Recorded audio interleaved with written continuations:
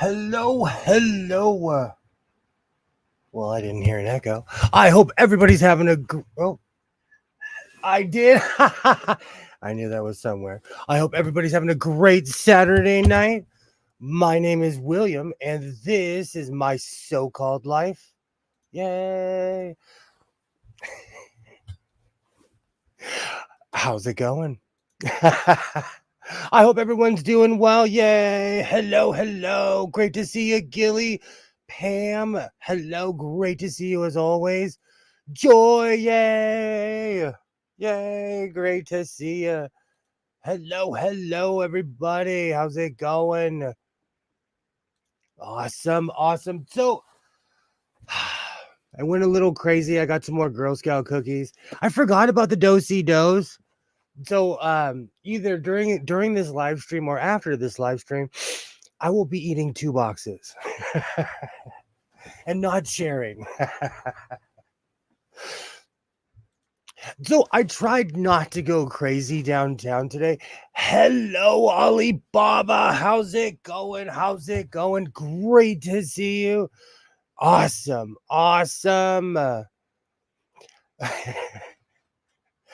So Pam went to the thrift store as well. Glad to see that. Let's just get to it.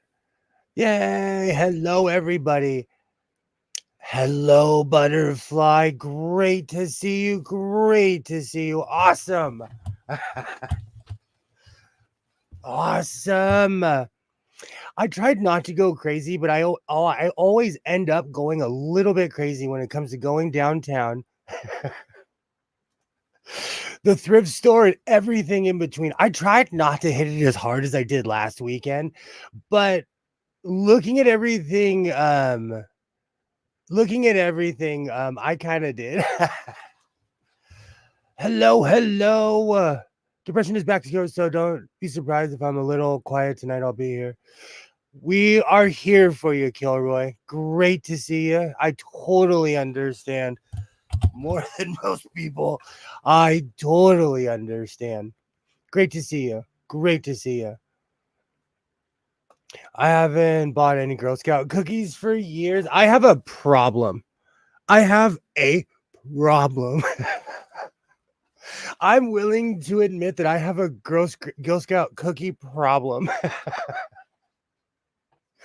They're so good though. And you know what? They don't put as many in a box, so you have to order more. So like 2 boxes are the equivalent of 1 is my excuse. Says the man who wonders why his Starfleet uniform doesn't fit anymore. Great to see everybody. Hello. Turn that frown upside down. I wanted to go to the thrift store, but decided to go back to bed. I know the feeling. Yay. Hello, Gilroy. All right. So I tried.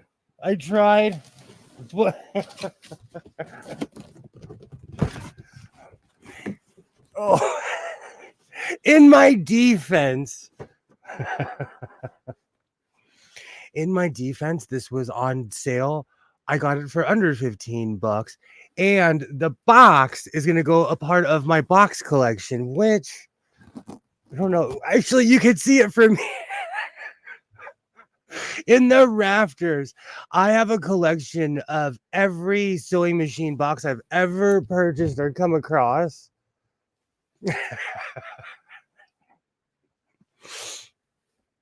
Hey, hello, yay.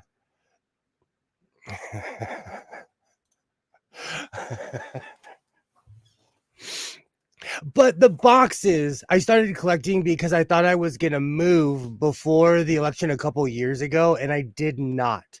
So the whole reason for collecting the boxes was because I'm going to put every single machine back in said box.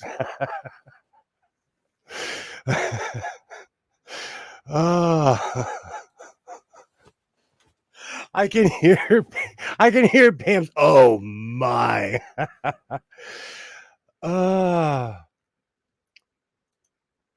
Dang, dude, you do have a problem with anything in a box you're interested. Do you know what's really funny? I thought I scored a VX 1120. Somebody just purchased one of these and put their old sewing machine in the box, but it works. Oh, this is why I shouldn't leave my house.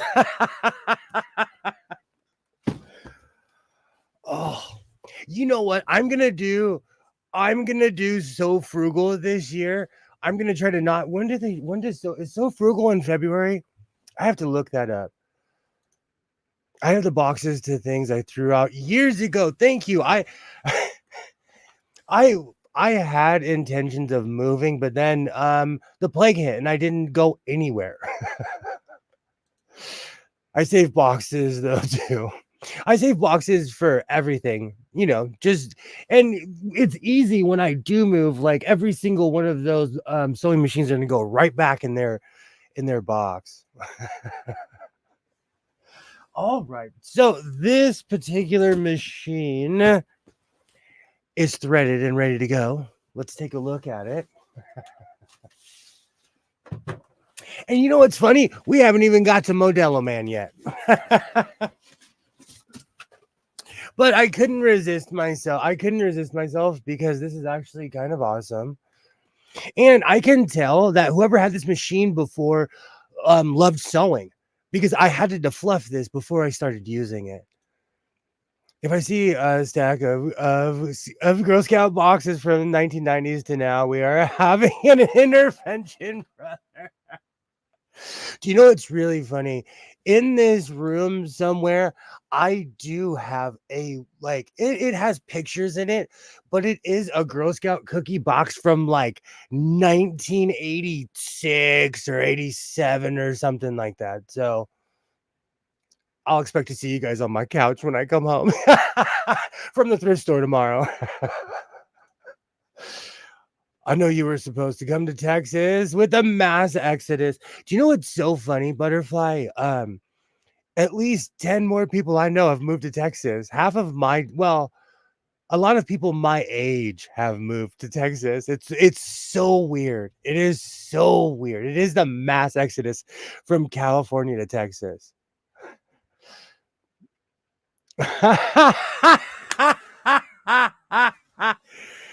Yep, I am making up a cover story. I've already got it ready. Weed isn't legal in Texas. He's gonna move to Colorado. I don't know. Part of me wants to move there too, but I have reservations about moving to Colorado as well. All right, let me grab a scrap piece. Beautiful, beautiful. I knew I have this. So I've been using this canvas stuff, just all the crazy pieces I've cut as scrap pieces, because it's a good way to test a sewing machine. It's just a really good way to test a sewing machine. It's got pictures in it, I swear. It's because Texas has better living prices. Yeah. Oh yeah. And I said this in almost a year ago, around this exact time. A friend of mine literally moved into a castle. Their house looks like a castle. And they live in Texas somewhere. Or the front, or like looks like a hotel or something. But for the same price that they had a condo, they now live in a castle. Oh, all right. That's a good sign. There is no sparks. Light works.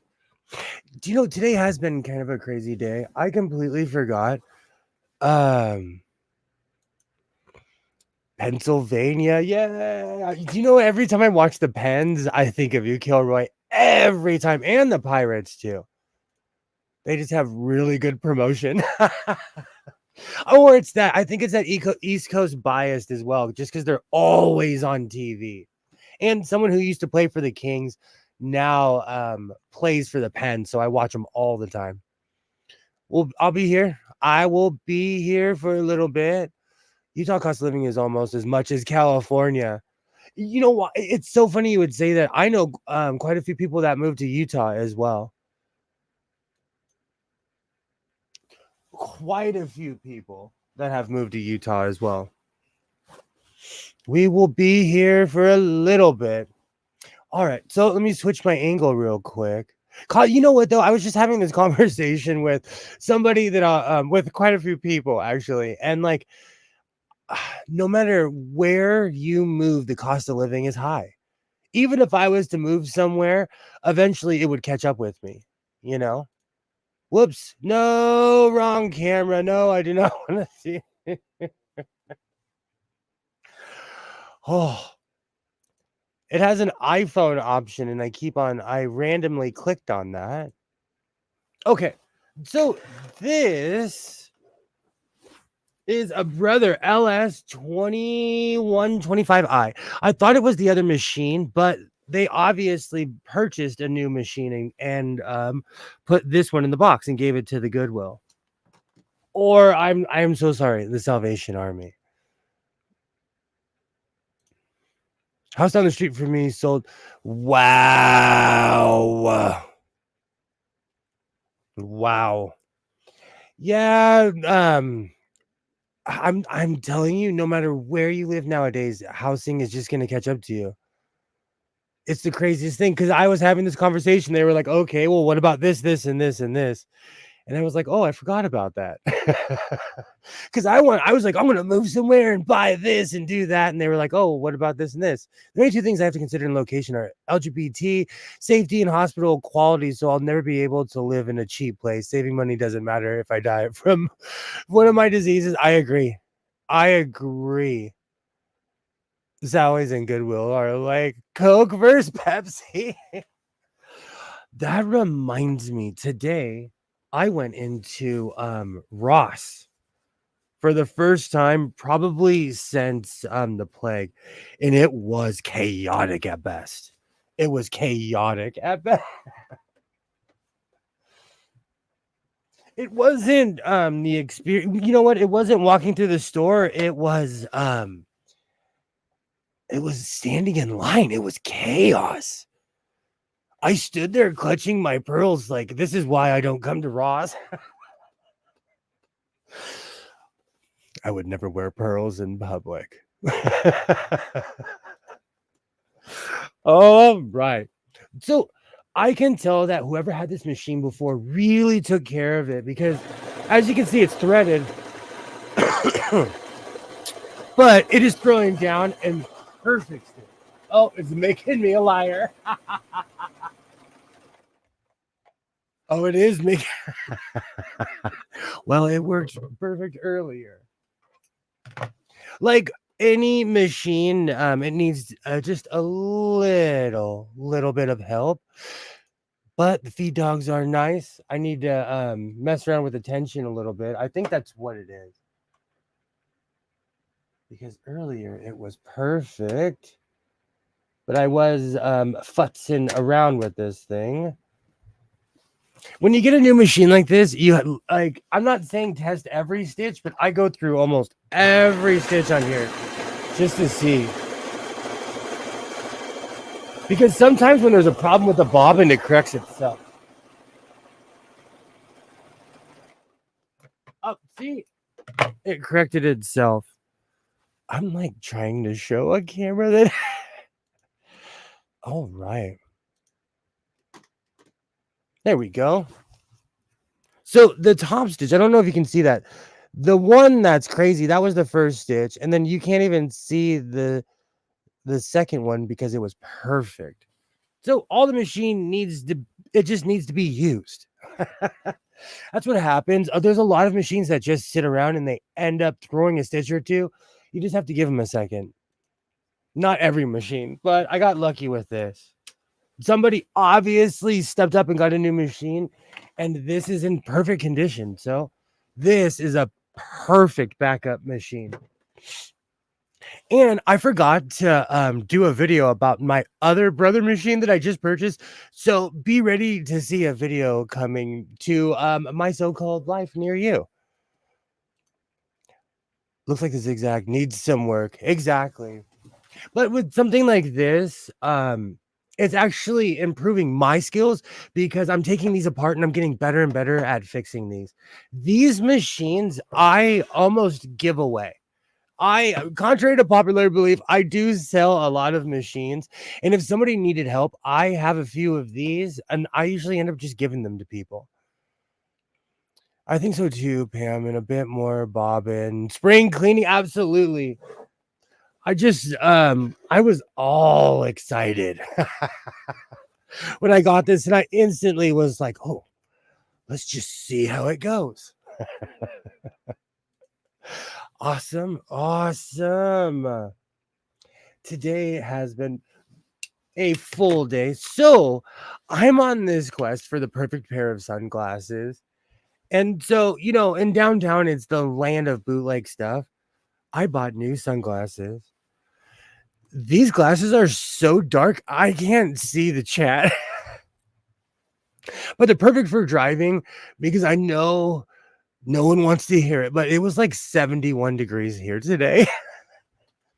And so when I was driving downtown, I forgot my glasses. I had my hat on, but I was like, you know what? I need a new pair of glasses anyways. But these are dark. I like them. And you know what it is? I think it's the experience of walking up to the guy with a million sunglasses and you almost need to wear shades during the night with how bright where those headlights are. I have a box light and there it is. I changed the bulb in it because that thing I felt like it was ruining my vision. I felt like it was impairing my vision. It was a little too bright. But these are extremely dark. It was above freezing here today. I almost feel guilty saying what the temperature was because yesterday, um, my son, I picked him up from school and he like has his sweatshirt over his shirt and he's like, man, did I overdress today? But we're so used to it being cold, so we're just layer upon layer. I think someone gave me a machine like that. It had issues. I serviced it and gave it to a friend that has kids who wanted to learn how to sew. Isaiah, I have to check the model, but I think my son has this exact model in his room because a long time ago when I used to go to Ventura all the time, I found a brand new one of these, like a brand new one of these, and it's in his room. I see it every time I go in his room. These are awesome machines. Like I said in a video I made about a shark sewing machine, a lot of people they're hardcore about sewing machines. I'm more hardcore about does it throw stitch and can I make a shirt with it? But again, I'm not necessarily a snob when it comes to a lot of things, and maybe I should be when it comes to certain things. That and the pizza slice would never cool down with the old box slide. 48 here, but raining. Yikes. I'm so sorry. Excuse me. Damp and cold. Because I live on the outskirts of LA, like it's hot during the day, but it gets cold at night. And I know my definition of cold is different than other people's. It also had zigzag issues. I think that's one of the main reasons people get rid of these in the first place. I think that's one of the main reasons that people send these off. This is probably like the third or fourth version of this machine that I own. Yay! Hello, hello. I'm just here for a few before an 8 o'clock appointment. Hello, how are you? Great to see you. Great to see you. Yay! Hello, hello. Awesome. Good timing. Oh, okay. So I'm gonna have to move that because that's a mess. But oh, so you know how I am always on a quest for bootleg material patches, and the funny thing is it is so frowned upon now. I think it's because I lived in downtown Los Angeles 24 years ago or something like that, something in that range. I think it was yeah, it was 24 years ago. I remember a different downtown Los Angeles. I don't even know if it's against the law to sell bootleg stuff and stuff like that, but all the stuff is really hidden. Like, I really had to dig to find that fake Fendi material.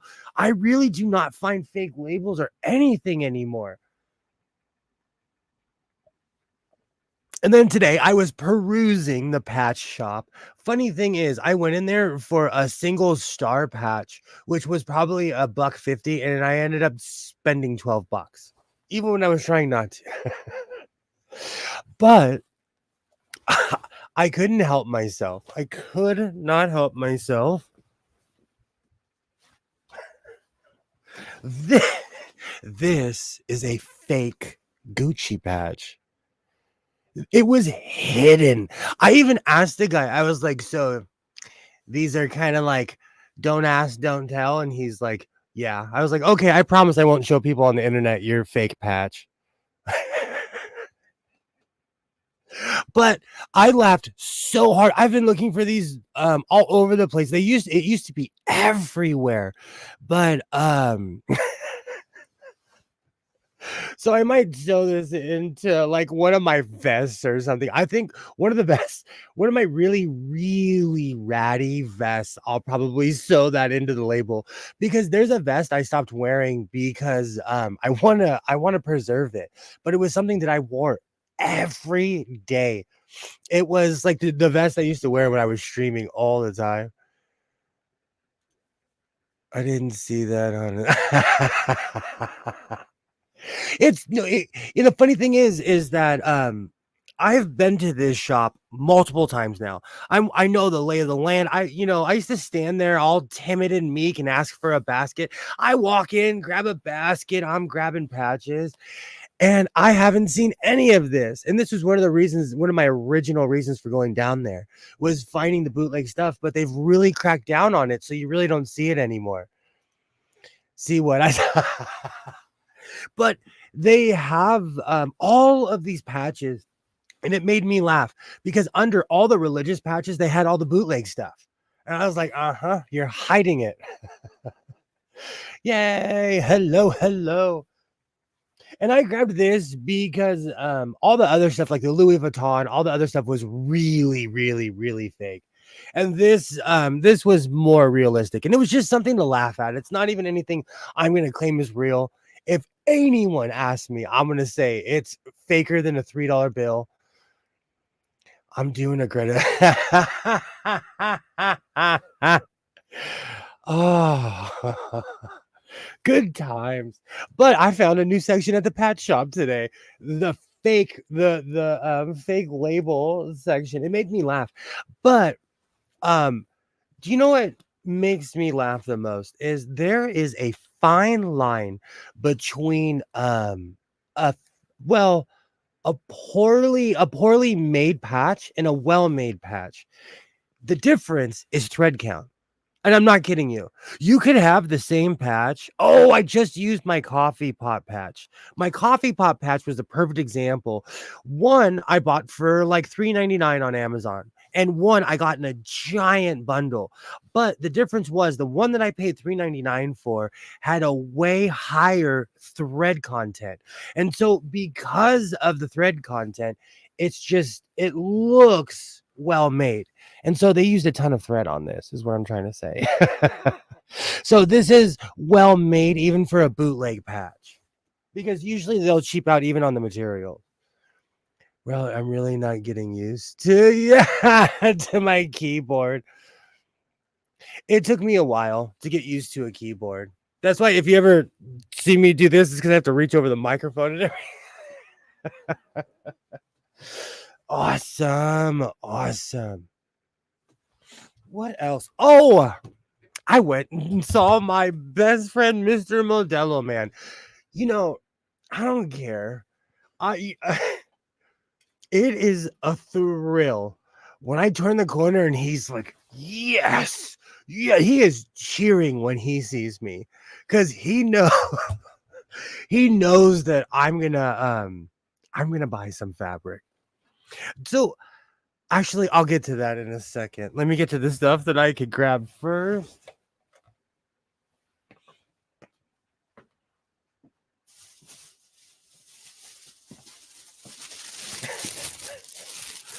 Oh man, I'm gonna have to clean up in here after this one. Okay. So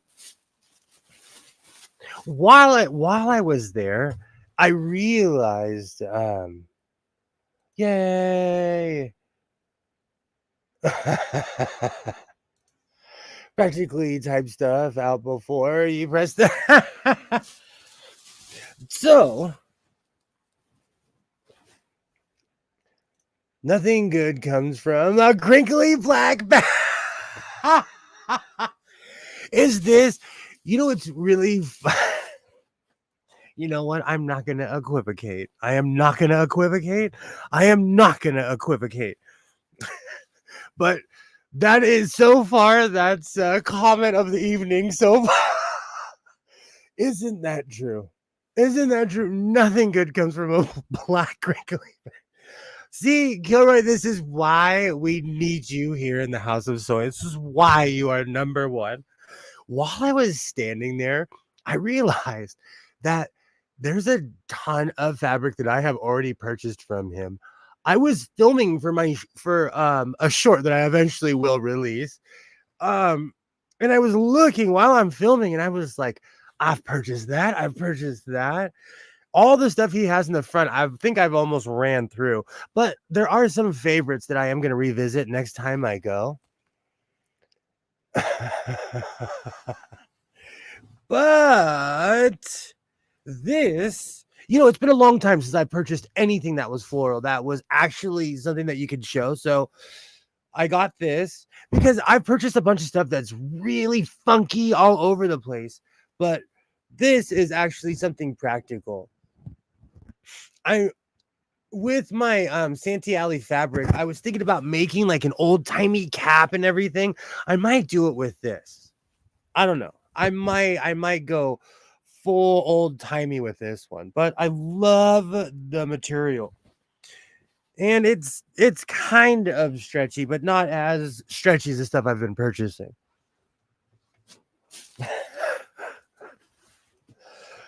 When I walk in to Modelo Man, when I walk into his shop, he has all the stuff that I've been purchasing, but on top, he has these mega rolls. When I say mega, like, let me see if I can do justice by this really quickly. Where's my phone? To my phone. I have to see. Hold on. Let me see if they're okay. I'm not saying anything vulgar in this, but those are massive. Those are so heavy that it takes both of us to pick up those rolls. They are absolutely massive. Let me go there we go. Every time I walk in, there's a section with these giant rolls. So, it's crazy how my phone knows exactly where I was. Love how I can see your shine through that fabric. You know why? It's because I have my box light here and I have a camera directly above my head. A light directly above my head. Even when I don't shave my head, it still looks shiny. Well, kind of, I guess, but I like those decals. It's been a long time since I purchased everything like that. I've been all over the place.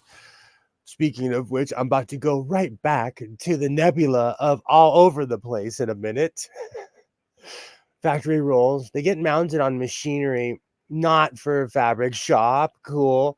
He has a ton of them all over the place.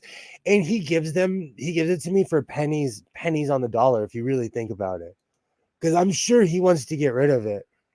But he moves them. It's so strange. I want to know who buys from him. Do you think if I walked in there and I was like, hey, can I work for you? He would drop on the floor if I was like, hey, can I work for you for like a week? Just because I want to meet all the people who buy those industrial rolls. The Modelo man would love me. He could pay me in fabric. Oh, those rolls, the machinery stacks for cutting with the industrial rotary cutter. Oh, sorry. Probably has cameras too. Oh, it's crazy. It is. Every time I go in there, it's like I have more questions than answers because he is quite literally the last fabric store in Los Angeles, logistically, as far as the fabric district goes. If you're, yeah, the fact that I even found this place was kind of a fluke. It's because I was cutting through streets I knew just to get to the fashion district. And the fact that he moves inventory, because I go in there every other week and some of the stuff is just gone. All those rolls, machine stacks, and cutting with the industrial rotary cutter. I'll be in and out tonight. I'll be Lone Rangering the puppy, wrangling. Good luck. Good luck, Butterfly. We'll be here for you. I have a project or two. I don't know what I'm going to do. I have a couple of things in mind. Actually, I do. I have a good idea, actually, of what I'm going to do. Take the flex, load up 3 boxes of Girl Scout Girl Guide cookies and the large coffee mug, and do a stakeout of Modelo, man. I am so curious. I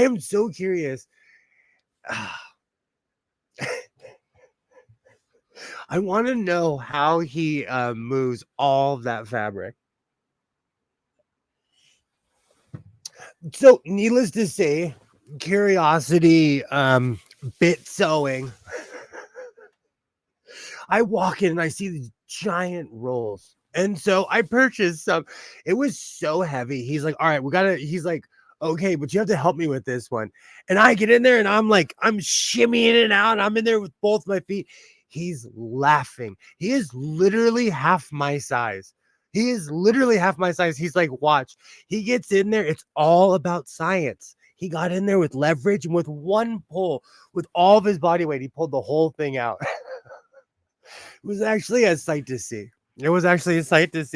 But do you know what? I don't even know how many yards I have. I have no idea how many yards I have of this. But I was thinking about combining this with something, like making I was thinking about making a black and pink sweatshirt because my intention of going to see Modelo Man today was to purchase more of that black stretchy fabric. And so I was trying to reserve myself, because I found the flower stuff. Oh, Kilroy. Oh, that is the greatest comment of all time. Nothing good does come from a black, crinkly bag. Oh, that is truth. Okay. Oh. Is that a satin like poly? Yes. Can you still see my shine or what? But this is whoops, microphone. It's the strangest material. Like I said, every time I go downtown, I have more questions because if you go to Hobby Lobby and you ask them, what is this? They'll tell you the thread count, where it's from, who made it, and what country it came from. When I go visit Modelo Man, he's like, hey, get anything you want. And I'm just pointing and grabbing things, literally. Like, oh, this looks shiny. This looks nice.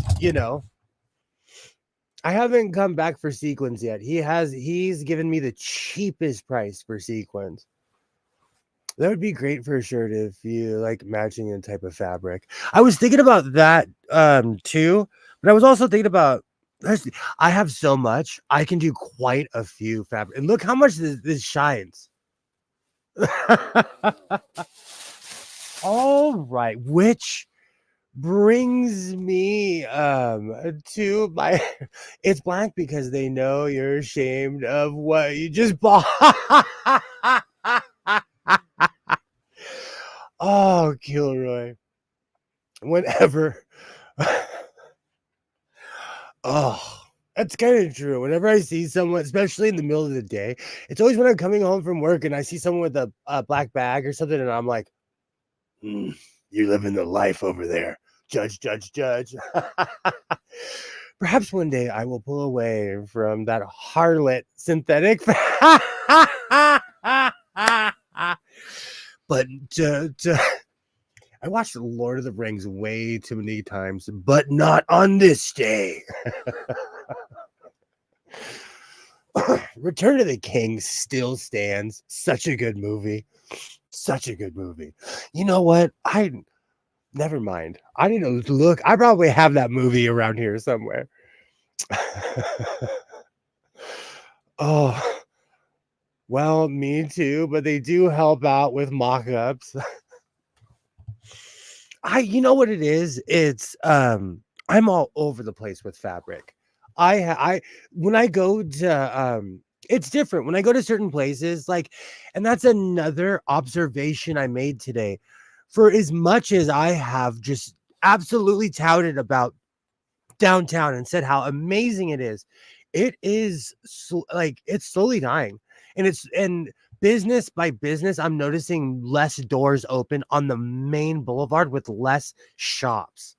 And it's actually really sad to see because even for their outrageous prices, it is still cheaper than Hobby Lobby. And you get an experience because you go downtown, there's good food, there's a Starbucks, but there's a Starbucks everywhere. But it's weird. I don't know if it's this time of year, but there's at least 2 or 3 businesses that are going completely out of business. And I didn't realize, one, how serious he was until I walked in today and it was just bare bones in his shop. Like, he's selling everything he can, he's selling everything, and including the rafters. It's sad. When I get picky about that fabric, when I get picky about the fabric, the price goes up. And amidst all of this craziness, Mr. Modelo is thriving. I am so curious. Okay. So one of the main reason, oh, hold on. I'm reading the local news and somebody stole a credit card. I have a question. Who goes to McDonald's and the casino and pays their Comcast bill with a stolen? Crazy people. And they're gonna make fun of you. Then they're gonna clown you on the news when you went to McDonald's. You could have done anything. You could have bought a watch or a fake Gucci patch, but you went to McDonald's instead. I love stories like that. So the whole reason I went downtown was to get more of that black stretchy fabric. I had all kinds of ideas, and today I learned the difference. Do you know not every black roll of fabric is created equal? I thought I grabbed the same fabric and I did not. I didn't. But it's intimidating because there's so many rolls, and I'm telling you, I had my glasses on and they still all look the same. I think it's because Modelo Man's shop is poorly lit. And so everything blends in. I have bad vision to begin with. I'm like walking up and feeling it, like trying to find the same material. I did not. They're testing out a card out before they make the big purchase. It's true. That is true. They're trying to see how far. I never thought of that. I didn't think of that. Oh, And you know what? The even more humongous oops is Joy. I hope this makes you laugh. Oh.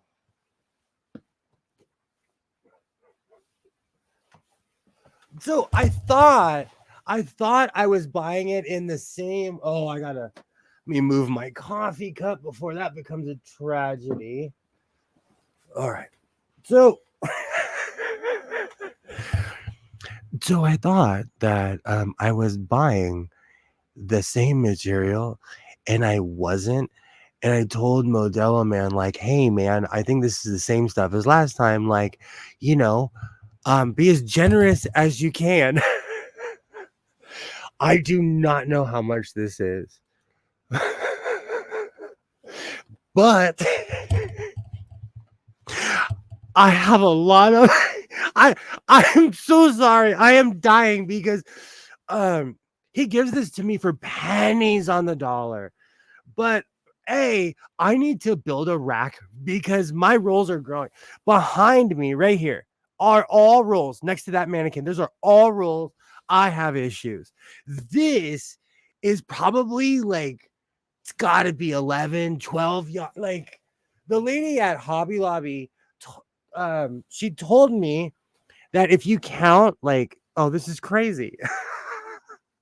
But if you count the rings, like every like 2 or 3 rings is a yard or something insane.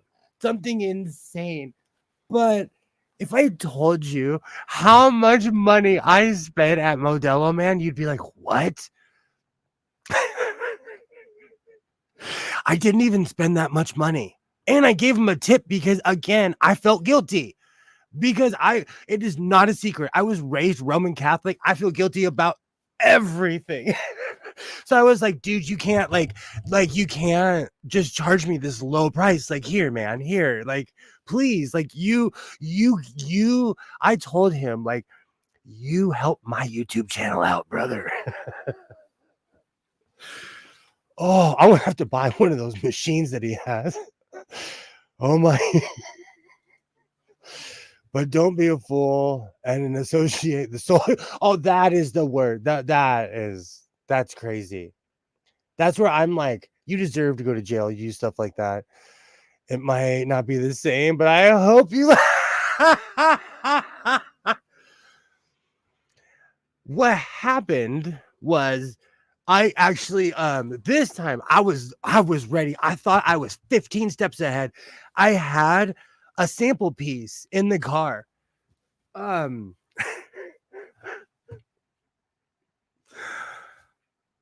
so the shocks are going out in my car. So I had to drive a brand new RAV4. First off, at my height, I'm too big for the car. So it was a whole experience getting down there. I thought I had the swash in my pocket and I did not. Years ago, I got a roll. I got a roll like that from Goodwill for $1 only because it was sale day. I love stuff like that, man. I feel guilty because like he's giving this stuff to me, which really makes me wonder what he does. Exactly why, Renee. If you go to McDonald's, you're being a fool. But if you pay your Comcast bill in your name, that's just plain stupid. Oh, that's earning your prize right there. That is earning your prize. Oh, so needless to say, um, this is not synthetic. The other stuff was like fake polyester. This has a much higher thread count. Let me see if I can show it to you. There you go. This is so heavy. And that's another thing. This isn't as heavy as the other stuff. I should have known. But oh, it's just all you see is just my shame is all you see. Oh. Oh. Must have been really desperate for a day of Comcast before heading off to get to the pokey. Oh,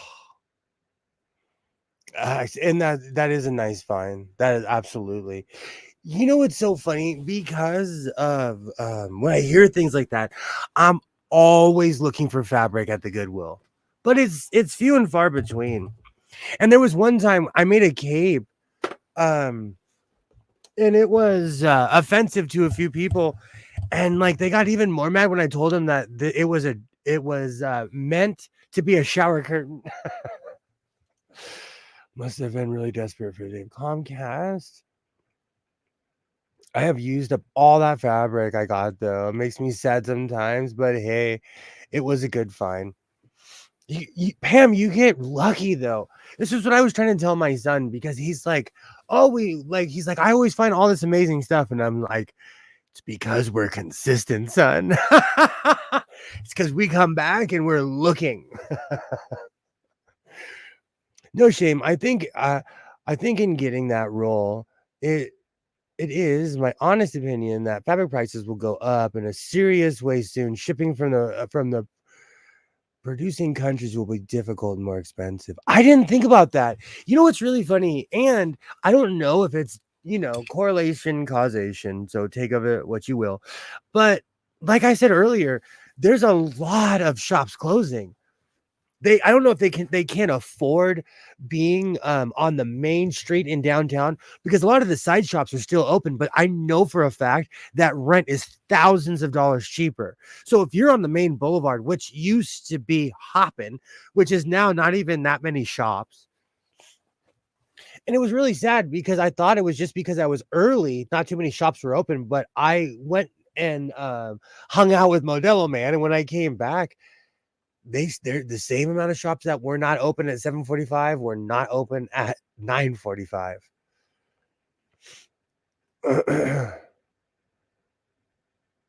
Here's the thing, you want here's the thing, they pay the Comcast bill to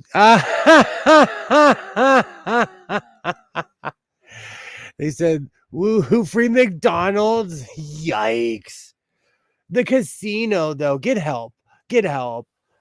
I used to go to the casino all the time, and then I just found other things like sewing machines. I bought some fabric today, some light cornflower blue. Awesome. Awesome. I'm trying to think what other great. Oh, I had to stop myself because I recently purchased a bunch of serger thread. Sounds pretty, Pam. Absolutely, Pam. Absolutely. Oh, sorry. Oh.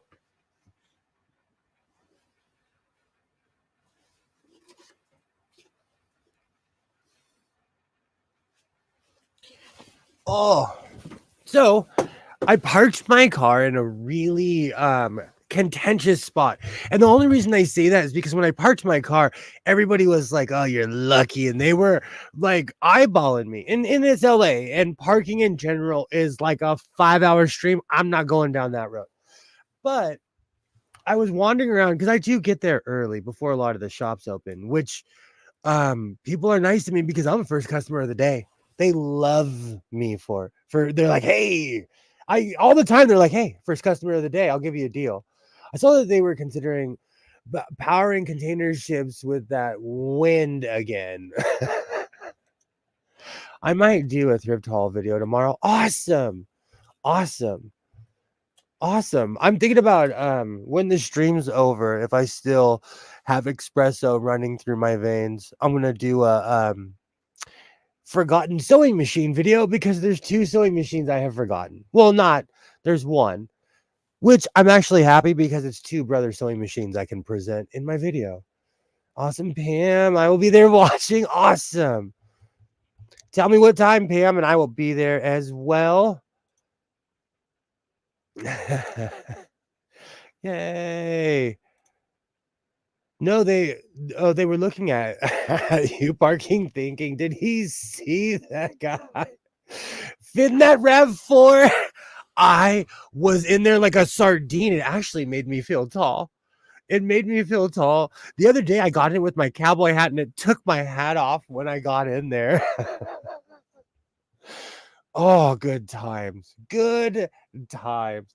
And I want to say really quickly, whoever thought putting giant screens in cars was like okay, that has to be one of the most distracting things on earth. On earth. And that's just me. You know, I drive an 88 Ford truck and a Ford Flex, you know. So another one has a screen in it. But it was crazy to me that it had a giant screen. Oh, if I ever did a thrift shop video, I'd need to hook up a hard drive to my phone. I was there for like 4 hours yesterday and I walked out with like just 4 items, but they're cute, so it's worth it. You should. You should. Ooh, I know, I'm curious too. I fall down a rabbit hole of thrift hauls. I watch I'm subscribed to everybody. I, I I can't even say like, oh, I'm subscribed to this or that. I'm subscribed to everybody. I watch people that do thrift hauls. So are you just borrowing a RAV4? No, like every tough guy, like every grown man, I went and used my mommy's car. My mom actually purchased a couple new cars and she purchased a RAV4. So yay, snack time. Awesome, awesome. But it's funny because I thought it was just because of her height, but I get in that thing and it took me a minute to figure out the seat. I found a 1960 Sunbeam compact iron with cloth cord. Ooh. I love stuff like that. Do you know, I have yet to find an iron that isn't completely destroyed. Well, besides the one I got lucky with. But when I find cord irons, they're always trash. Mm.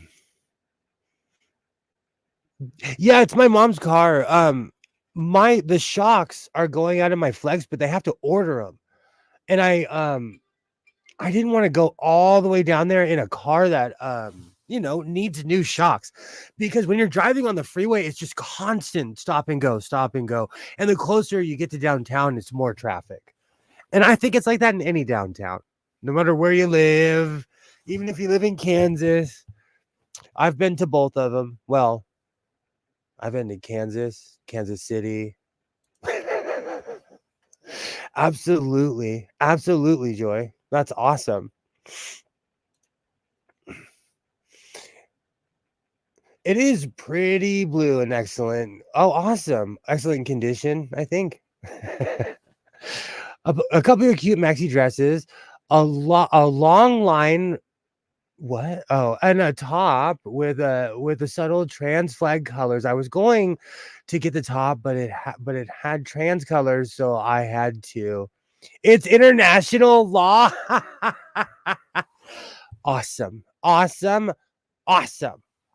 That reminds me, speaking of had to, um, ooh, I will definitely, I'll definitely have to check that out. I need to get, you know what? I'm like talking myself into participating in So Frugal, even though like a week or two ago I said I wasn't. It's because I'm sitting in a house of fabric. And I need a good competition to have me focus. Awesome. Awesome, Joy. And that's even more awesome, Gilroy. They are. They are. Awesome. I posted some of my machines on there too. Ooh, I'm definitely gonna look. I'm definitely gonna look.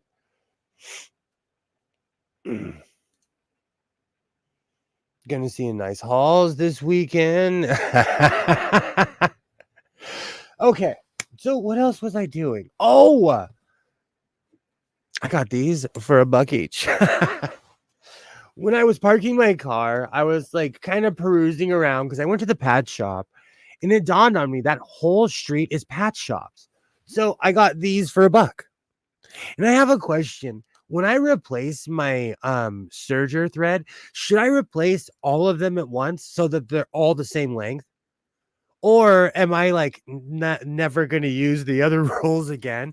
But I don't know because that one's getting low, but should I just replace everything at once so they're all even? Asking for a friend. Yay, yay. Oh, thank you, Joy. Thank you. Nope. I heard that all the way from Canada. No. Just change it when it's low. Okay. Okay. Loopers use more thread than needle. Okay. Good to know. Good to know. So I'm ready. I'm ready. I am prepared. I have serger thread of many colors. I am ready. Might as well use that thread before changing this spool. Well, I was thinking about replacing all of them at once so that they're even, but you're right. You're right. What's your Instagram, Joy? Okay. So let me move a few things. Oh, those dosey dos are just staring at me.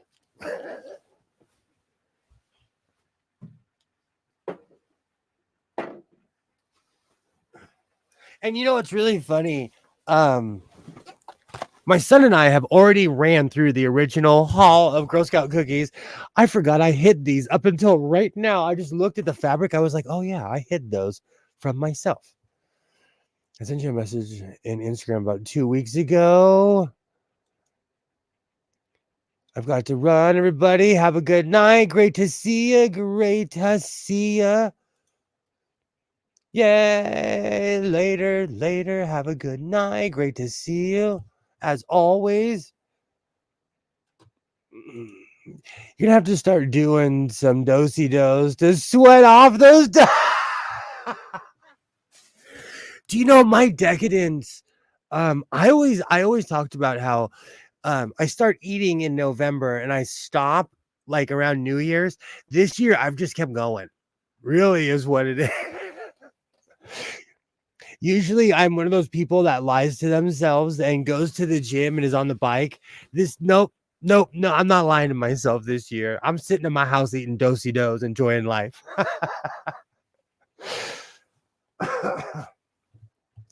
Do you know I legitimately did that 2 years ago where I got a gym membership and I lasted a little bit past my birthday and I was so embarrassed because I stopped going. All right. So let me clean up my Girl Scout cookie.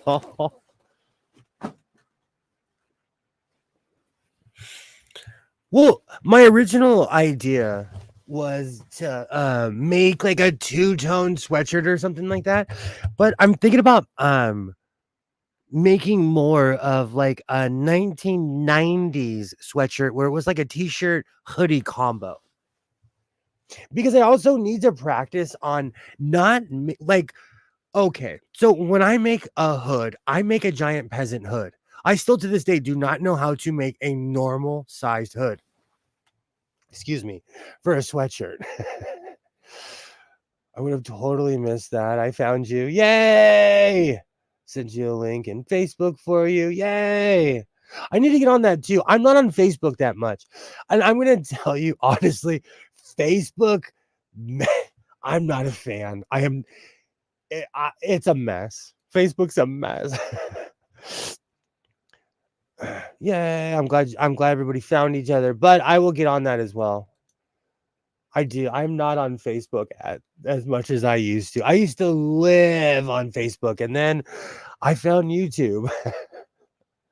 That's how I feel about the gym. People get up early to go to the gym. I get up early just so I can drink a lot more coffee and get out of my grumpy and like kill someone mode. Same. I asked myself that question though, who am I doing this for? Am I doing it for me or am I doing it for other people? And the answer was always that I was doing it for other people. And so I chose to just, love myself. So the cliche goes. All right. I don't know why I clicked out of that. I communicate with my boss on Facebook. I still talk to people on Messenger and stuff. That's like Instagram. I talk to people on Instagram messages and stuff. But I need to get back into my Instagram because also when I wear my so-called life patches, I've been noticing I've been getting more subscribers on Instagram because people instantly go to Instagram thinking that I'm going to be on there. So I need to but I don't want to put YouTube. I would never wear a vest that says I have a YouTube channel. My vest subtly says I have a YouTube channel. You have to do investigation. But blatant shameful cheap pops like that are I'm not there yet. We're gonna have to start calling you Patrick. I'll take it. I've had worse nicknames. Patches makes me sound like that guy you don't want to mess with in World War II. You know, oh, that's Patches. Don't mess with Patches.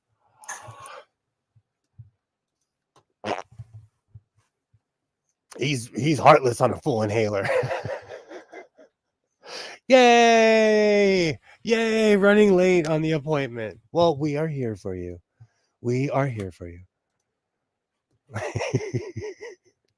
Welcome back. Welcome back.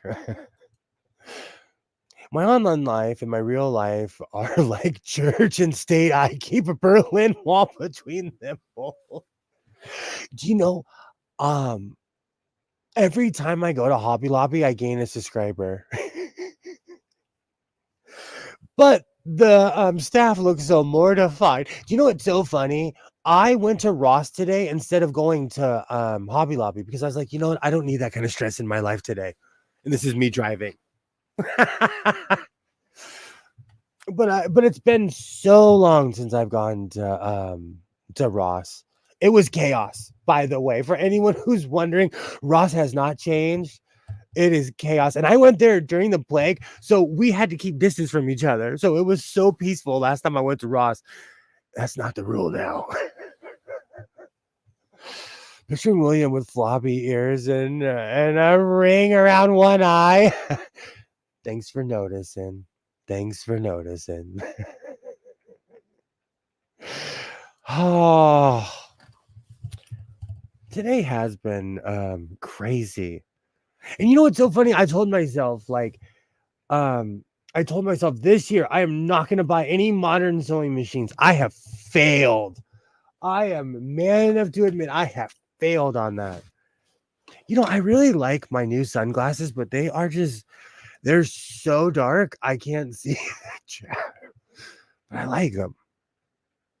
But they're really dark. Yep, you did. I flopped on my face on that one. On that one, that was a complete bonk, and I will admit it. But, you know, like I always say, can try again tomorrow.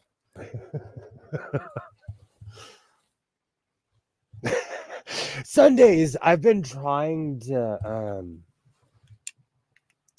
do you know what? This whole conversation, I'm trying to avoid talking about going to my storage unit. I need to go to my storage unit.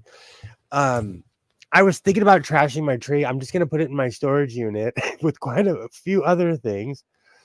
Sunglasses would look great with your sewing jacket.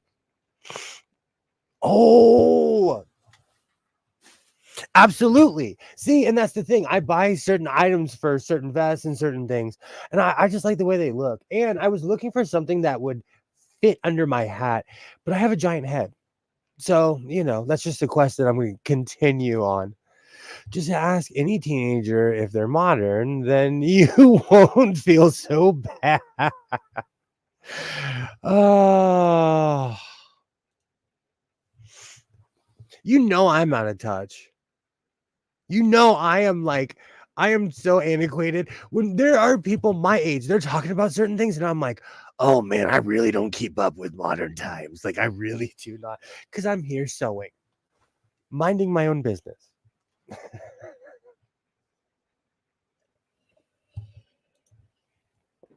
You look like the Terminator from a bootleg Terminator DVD. I love watching videos about bootleg video games I've never heard of and bootleg actors or just poorly acted movies. But again, like I said last week, I'm obsessed with B movies. I grew up on Attack of the Killer Tomatoes, Leslie Nielsen movies, Flip Wilson. If you know who Flip Wilson is, I see you. I see you.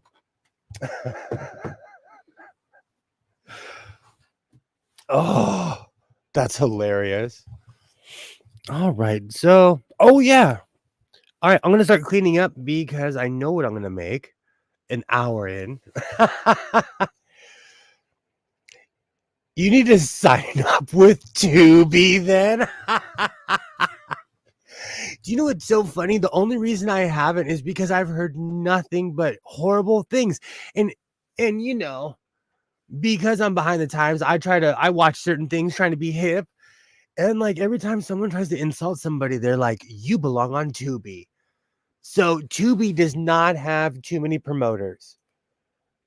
Free B movies 24/7. Are they like readily identifiable, or is it so out in left field that I'm not even going to know what they are? Asking for a friend. Okay. I will be adding this box to my box castle I'm building. Oh.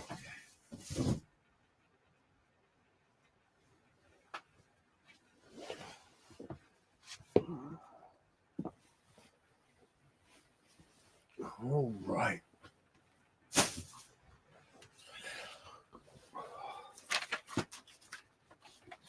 Oh man, I still have a ton of my notes I haven't even looked at. Oh, I have Tubi. It's okay. So Joy, is Tubi good? I'm curious now. Both. Because more or less, I've just heard people again, I need to stop judging books by their cover, and I just need to watch Tubi apparently. What was it? A long time ago, I was well, I used to go on this website. It was called Daily Motion, and I watched it because they had every bootleg Doctor Who, anything you could think of, they had it on there. And so I absolutely fell in love with Daily Motion, but then it got found out. Back my snack didn't work out. I was making soup and had no soup base to pack it with. Oh, oldies on there. Okay. Okay. Welcome back, by the way. Alibaba, welcome back. Welcome back. I like old. If it's old B movies, I'm down. I'm down. I think it's because I just, like I said, I watch a lot of Chisme shows, and one of the biggest insults in the Chisme world is you sound like you should be on Tubi. Found a few free streaming services. For a while I was on Daily Motion and it was awesome. Then they got shut down. Well, they're still there, but it's just a lot of articles and things that like they just shut down all the bootleg stuff. It's not what it used to be. Check out Cult Cinema Classics on YouTube. Nothing but B movies. Ooh, okay. Thank you, Kilroy. I need something new. That's like during the plague, I fell into all the old Sherlock Holmes, the movies, the television show, just absolutely fell in love. Awesome. Awesome. Welcome back. Let's see before. Oh, I completely forgot. We're an hour in. I completely forgot because this was such a peaceful stream. Be nice to each other. This program is not for entertainment purposes, and the content is not intended to align any religion, race, company, individual, or wigs.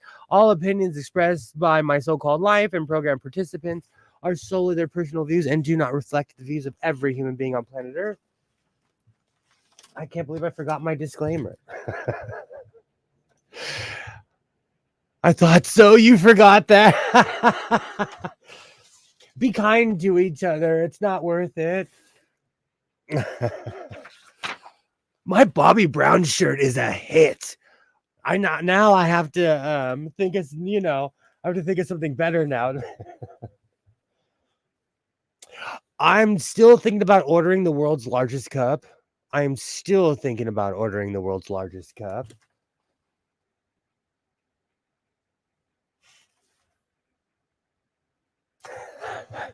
I legitimately wrote in my notes, Girl Scout cookies are evil, as I was eating Girl Scout cookies.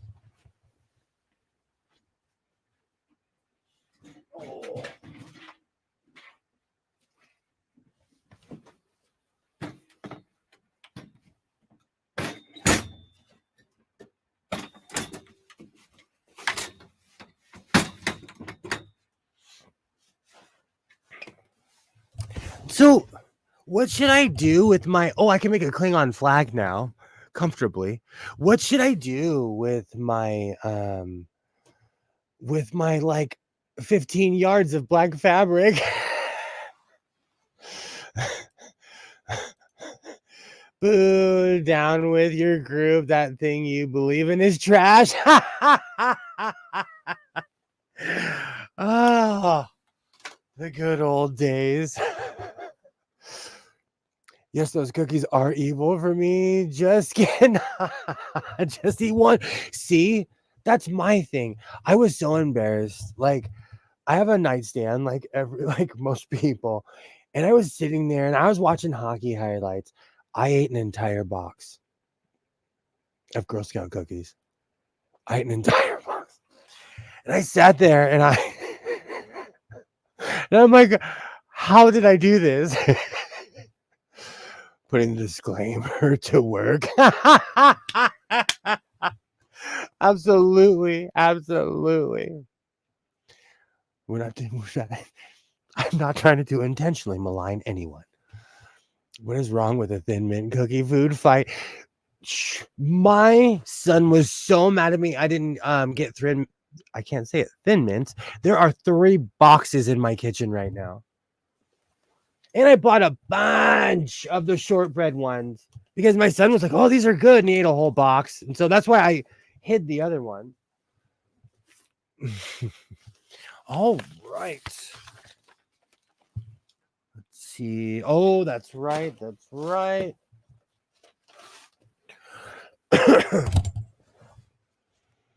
Awesome. Ate the whole box in bed. That is terrible. It is. And I left it there just to shame myself. That's tantamount to eating crackers in bed. I wouldn't kick me out. Okay, dashing off for real now. Thanks for the laughs. We are here for you. I hope you enjoy your evening. Thank you for stopping by. Oh, that's the danger zone. It is. And I have more in here. All right, let's start sewing. Let's start sewing stuff instead of me pining over Girl Scout cookies, even though they're right here. I can do both. Oh. Whoa. I just don't want to get weird peanut buttery fingers before I start cutting my fabric. So I've decided to use this. I'm going to go for like more of a t-shirt hoodie, but I'm just going to start sewing and see what happens, old school style. I'm going to grab my pattern in a minute. But before I do, let's take a moment. Oh, these things are evil. Do you know I have been eating these as long as I can remember. Oh man.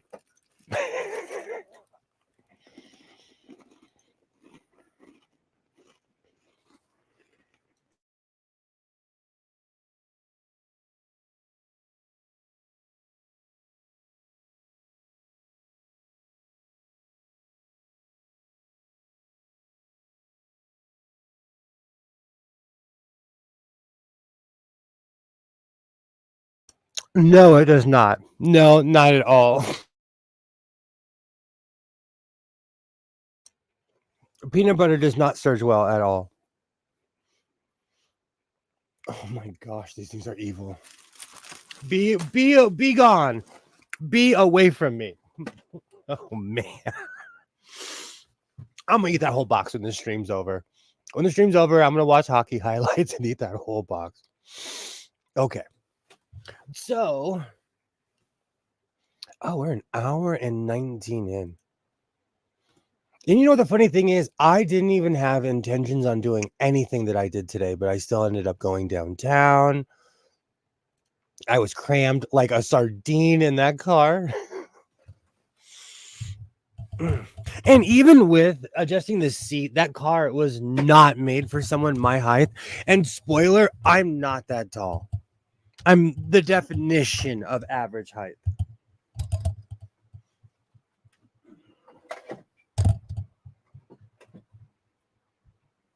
Okay.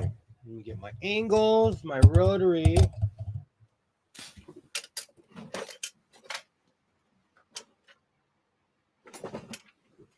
It's weird being organized and knowing where everything is. That was way easier than it normally is.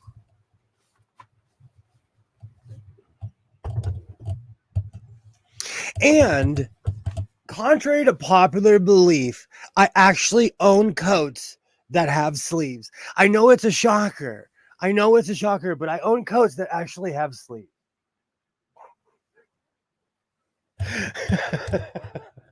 Thought I'd throw that out there. Oh man. Yay. RAV4s are tiny. They look bigger on the outside. It narrows as it goes, and the top it does. And see, that's the thing. Every time, because I wear hats, regardless if I'm wearing my cowboy hat or my Dodger hat, I wear hats all the time. And with my cowboy hat, every time I got in the car, it was knocking my hat off. It was more of a comedy routine after a while. It was just something to laugh at, but and also I cannot drive cramped. I can't drive cramped. Like I need room, like anybody, for my legs.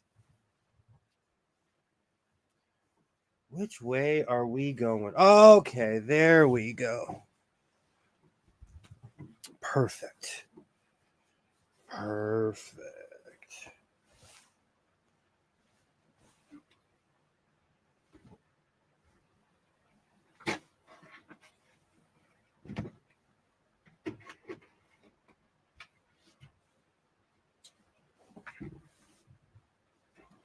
All right. So I'm going to say right off the bat, if I don't have enough material for the hood, I know this place that has a ton of black thread. Black material.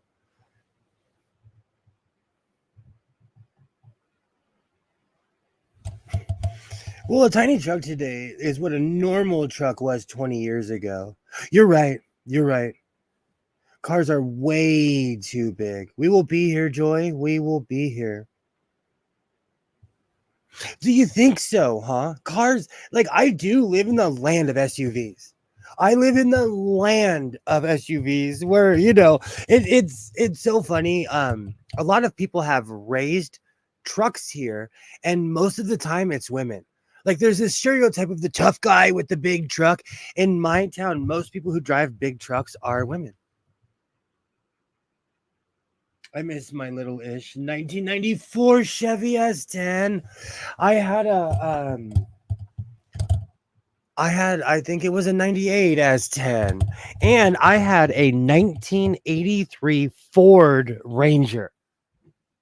That thing was a two-seater. I used to call it my lawnmower because it had like I think it was 19 parts to the engine when I counted that one time. It was the least complicated vehicle I've ever had.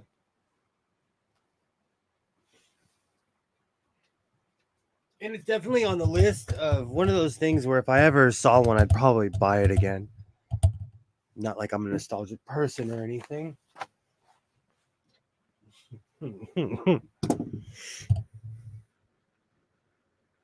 In the Fall Guy, the main girl had a raised K5 Chevy with a roll bar. I knew someone that had a K5. It would that K5 was so hardcore, when it would backfire, it would shoot flames out of the vents. That car was hard. Oh man, that car was hardcore.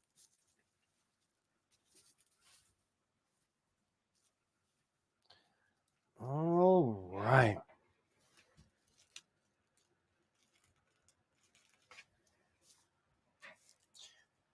I am definitely getting my money's worth out of this pattern. But I wear a lot of long sleeve.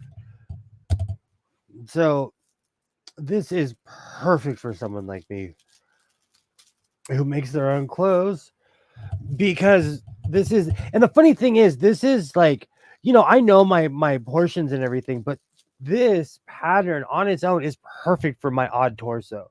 So it's made a bit longer anyways. And sometimes I do take a little bit of liberty with the measurements in the at the very bottom.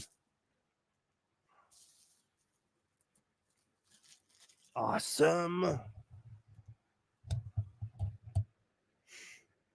I don't intend to go thrifting today, but my daughter talked me into it. Thank you. Thank you. Thank you, Pam. I can't remember if I got this from the Oopsie aisle or if I bought this from those weird pre-cuts they have at Walmart now. I recently started going through all of my fabric, so like more of the larger amounts are over there, and I have the 3 to 4 yards under here, which most people, to most people, 4 yards is a lot, but I hoard fabric. Right. Well, I wouldn't necessarily say I hoard it. I actually use the fabric I purchase, says the guy who just bought like a 15-yard roll. Oh.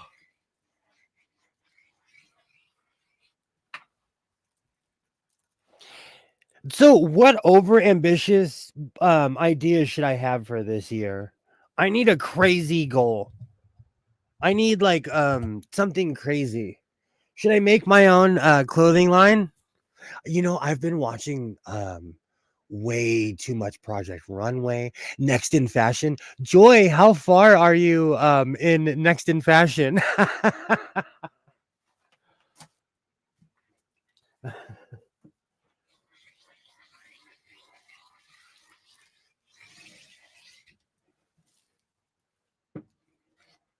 Right, make sure that's cut.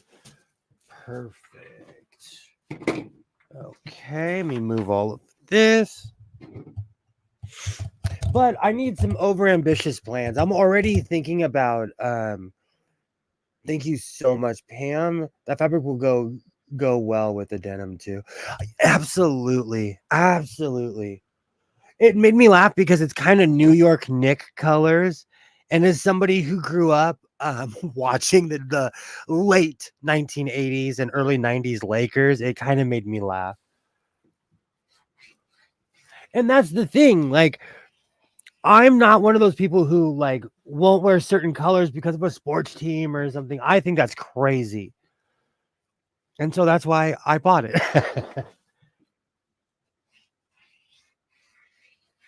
Well, that, and it was in the oopsie aisle. Okay.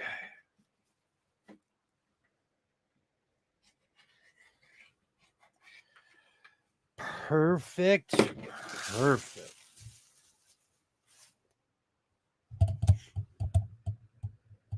I'm trying to think what other craziness happened today. I got jumped by the Girl Scouts.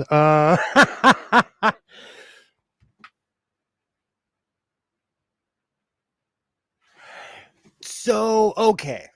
So my local Salvation Army is a bit confusing.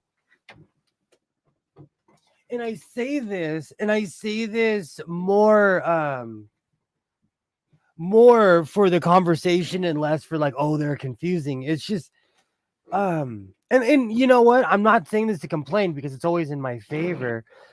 Every time I go there, it'll have whatever I purchase will have a price, and they give me like a $7 or $8 discount at my local Salvation Army, so much that I don't even want to say where it is. But it's weird. It's so strange. It is so strange.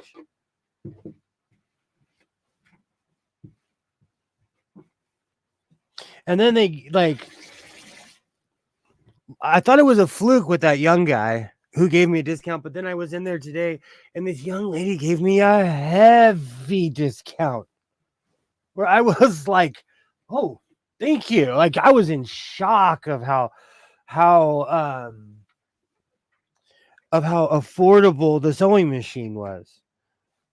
It's just crazy to me how they just knock the price off like that. But maybe they just give everyone a discount. I don't know. But I'll take it all day long.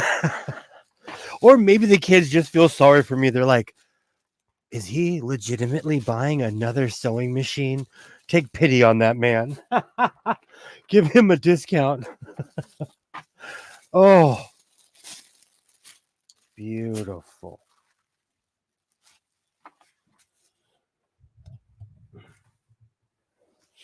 But it just makes me laugh because and they're nice people, they're good people. I guess I don't know, it's weird when you have I don't know. You know what's so funny? I'm like looking too deep into people being nice to me. Maybe I should just accept it. Where is my pin cushion? Right here. Awesome. But it's strange to me because it's in a really contentious place and it's busy. There's a lot of people trying to get in there, but more people are donating more than anything else. But it's funny because I usually shop during soccer mom hours because when I drop my kid off, I have enough time to float around and go to the thrift stores. Especially now because of where his school is, it's like right in the middle of town. So it's perfect. Oh. And for anyone who is not subscribed to Pam, you should all be subscribed to Made by Pam. But earlier today, I was watching Pam's live stream, and like I mentioned how I came home from downtown to use the bathroom, but I really did.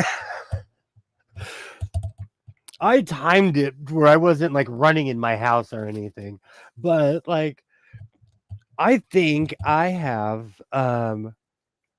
purchased everything downtown. It's not like, oh, it's lost its luster for me because I'm still going to go see Modelo Man, but I'm going to go explore around other areas to see if there's other fabric shops besides Mood Fabrics because they get pricey. But the fashion district is kind of it's kind of going the way of the dodo. It's sad. It's sad.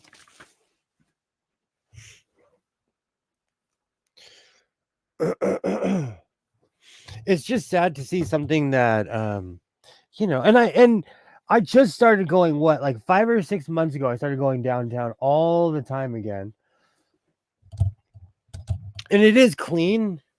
It's safe. I haven't seen anything, crazy at all, but just one person's point of view isn't necessarily something you should always go on, but the prices are affordable. Even the guys that are asking for crazy prices, it's still cheaper than going to Hobby Lobby or Michael's or anywhere else that sells fabric. I don't know, does Michael's sell fabric? I just keep mentioning them because there's one right by my house.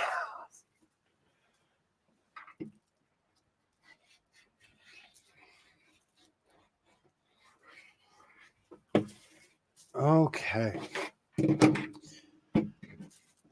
Perfect. I have enough fabric for the arms. I wonder if I have enough for the hood. I could get creative. Why are you cheating on Mr. Modelo? Well, Mr. Modelo, he has everything except like I I feel like I've purchased all the fancy prints, all the flower prints, all the butterfly prints. I laughed because every once in a while I'll grab something and I'm like, did I get this from Modelo Man? I know where the caveman fabric comes from. It comes from Modelo Man. Today I was going with my camera and I was like, oh yeah, I got that here. I got that here. I got that here. So I just need to expand my wings a little bit, you know? It's not cheating on Modelo Man. It's finding other fabric stores. And yes, it is cheating.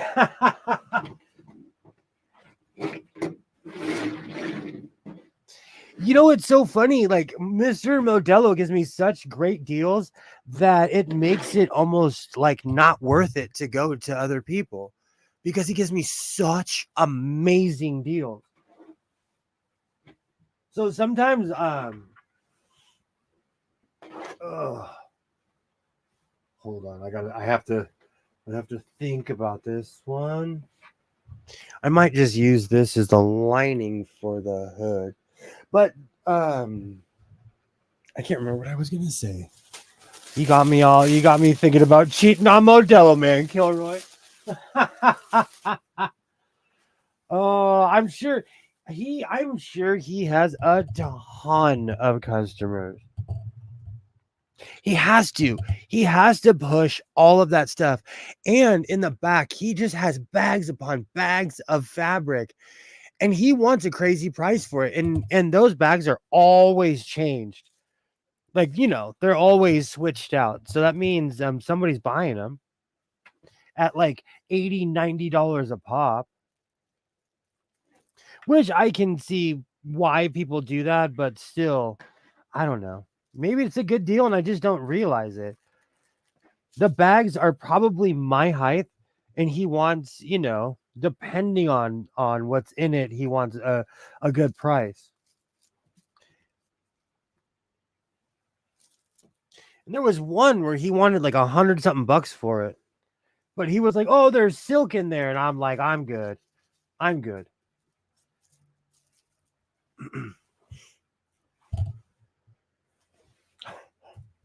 You guys got me all curious. I might do a stakeout on Mr. Modelo.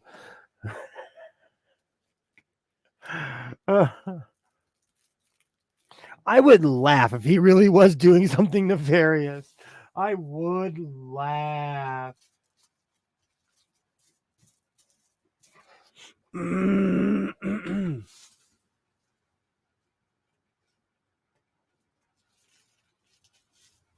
All right, let me pull this over here. Perfect. It's funny how the sleeves are always a little bit bigger than this table. I'm so used to my 6-foot table. It's huge and it's wide too. And yes, Kilroy, you can quote me on that one. Oh, beautiful. I think I'm putting too many pins in this one. Okay.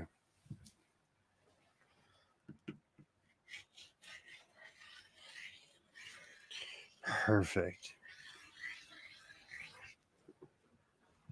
This actually is going to be an awesome look. I might make the hood a different color.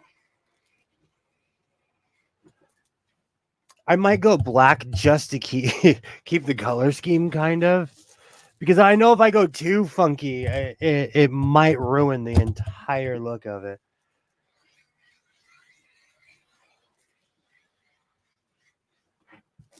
Because lately I've been on this weird combo thing where I'm trying to combine all these things in these funky colors, but sometimes mixing and matching is just that. Like you're mixing and you're not matching. So it's either hit or miss. Oh.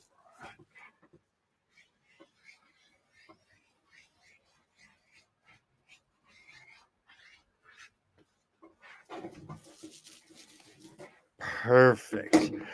All right, I'm going to take a quick look before I start surging. I got to clean up in here first.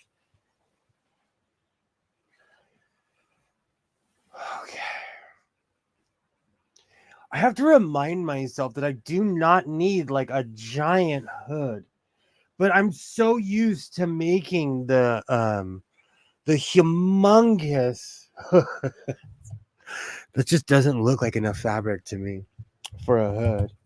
Yay, welcome back. Welcome back. I would have got this silk one. Last price I got was 140 Canadian for crepe silk a yard. Oh wow. See, that's the thing. I don't know if it's a good deal or not. Like what he offered me for the Santee Alley fabric, it's still in my favor. And it's still sitting there. And he doesn't bring it up because everything I said, exactly what was going to happen, did happen.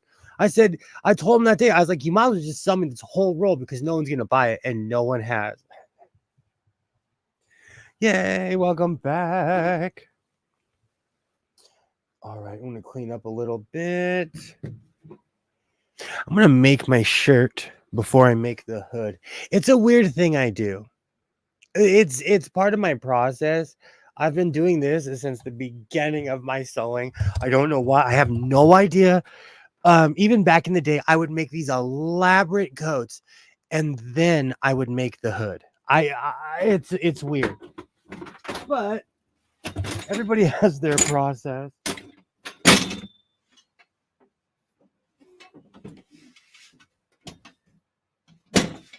Awesome.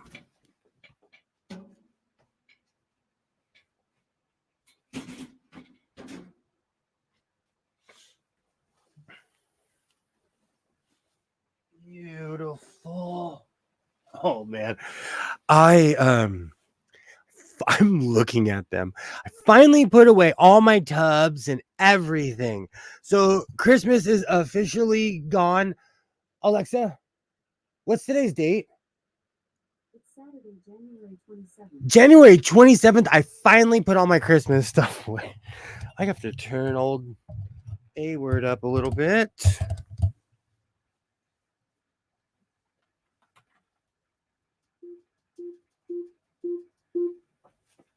My whole shtick doesn't work if you can't hear it. Alexa, what's the temperature right now? Right now, it's 62 degrees Fahrenheit.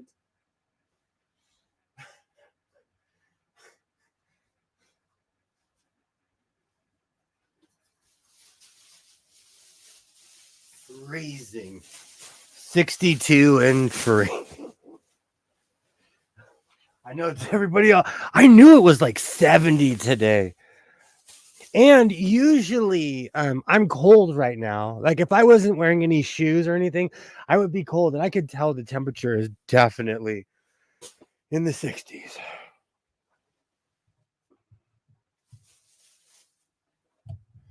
Awesome. Awesome. Okay. So I have that piece. This is a massive roll of fabric. Oh, it's gonna join its friends over here. Oh man. Oh, if there's an earthquake, I am going to run out of this room. All right, I think I have enough room.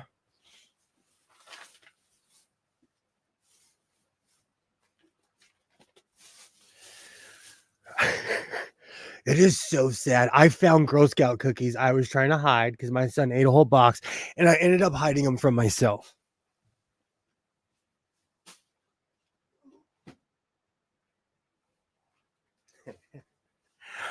All right, I'm gonna pull all my pins now while I'm standing here.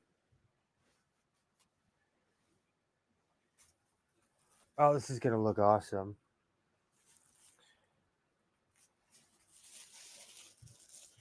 All right, so there's that. And you know what? Look at the progression that has happened in just a year.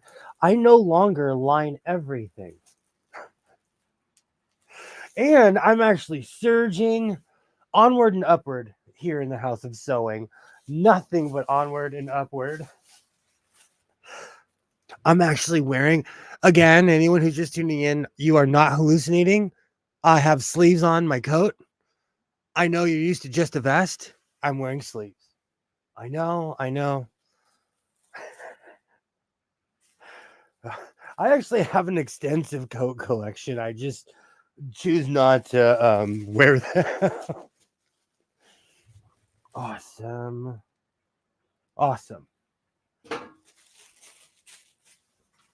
I absolutely love the color. Do you know, like I said a while ago, when my original quest was to add color to my wardrobe, and I've succeeded, but I've just kept going. Like, who knew? 3 years ago, if you told me that I would be wearing yellow, I would have laughed in your face. I do not think I didn't start wearing yellow until I was in my 40s. That's how much I've made the choice to branch out. And it's a good thing, you know. I've discovered what colors look good, which ones don't. I still cannot tell the difference in the fabric. I'm laughing about that because I'm going to go back and I'll find it.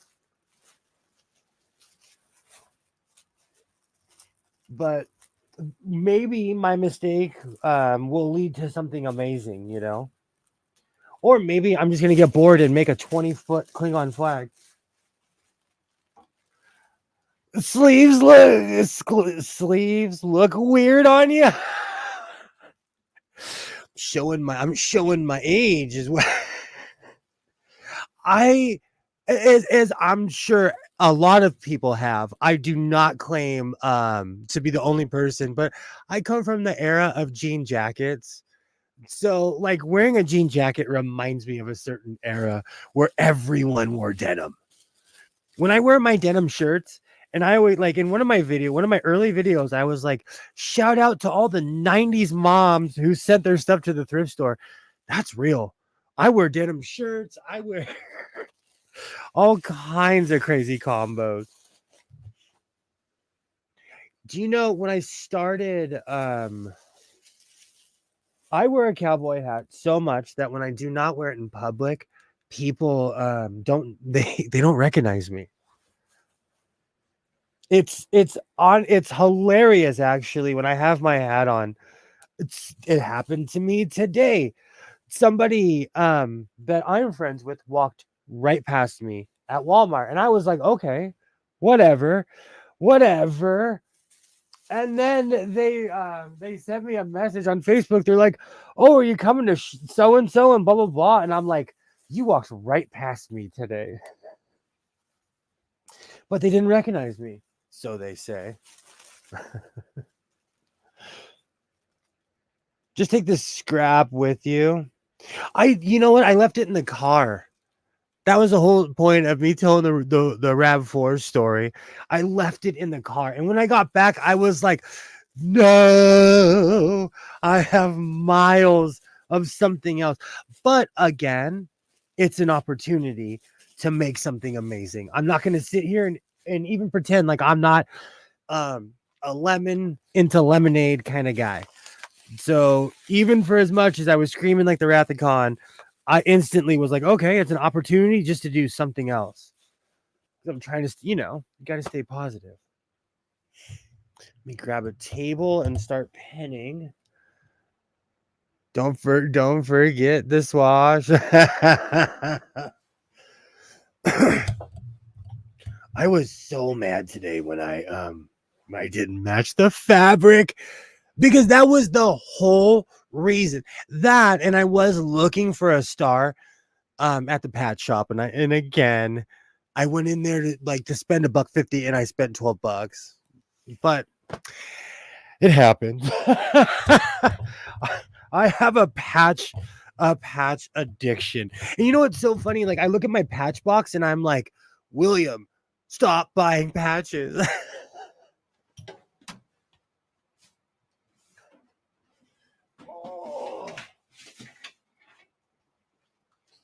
But you never know, you never know.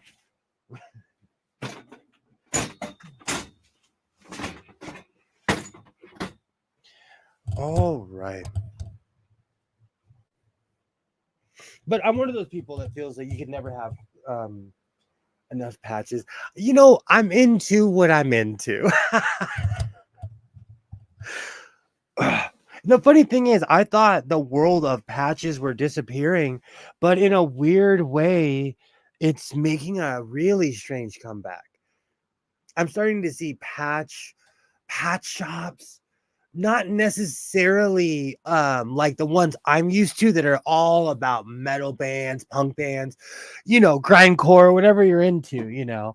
These are just like more of the world of memes kind of patches, but it's still awesome that patches are making a comeback in a weird way.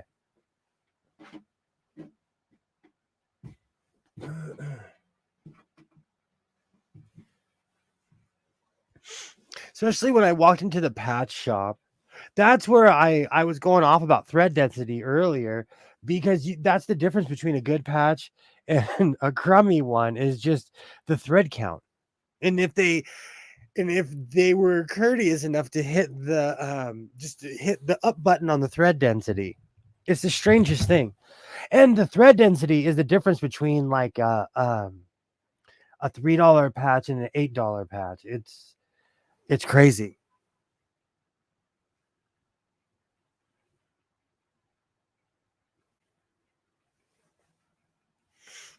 All right.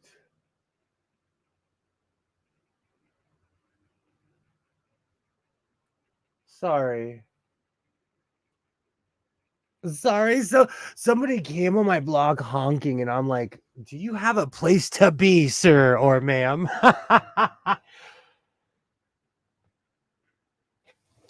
All right. We're in my area, it's kind of hidden. So if someone's driving around, they definitely had to find this area.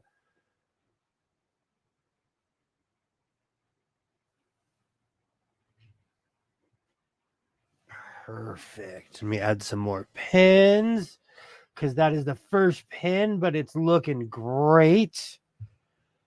Perfect.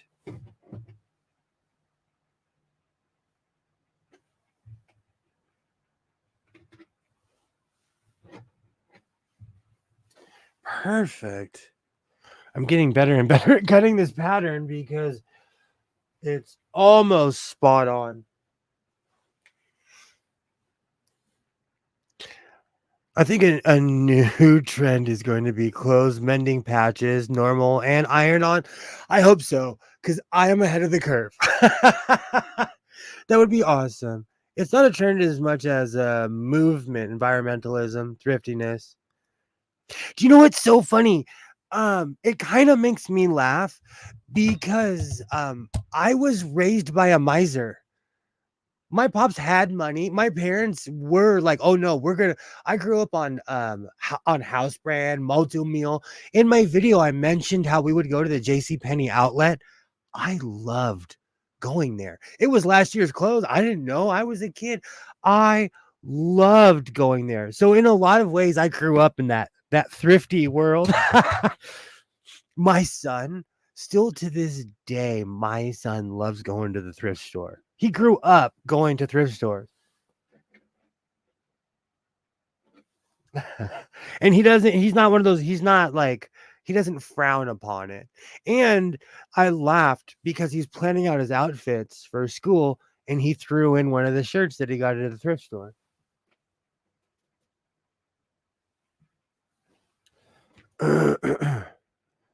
I like that though, that is a movement. It jacks the prices up, but hey. You know, I actually read an article about that a while ago, and I noticed it myself. I go to thrift stores in extremely sketchy neighborhoods, and you will see the yuppiest people there. And just like me, they Googled it.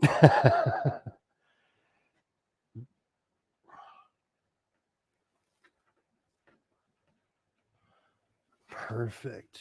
Perfect. I don't know. Sometimes I lean back and forth about gentrification because I look at what's happened to downtown LA, and it's revitalized downtown LA.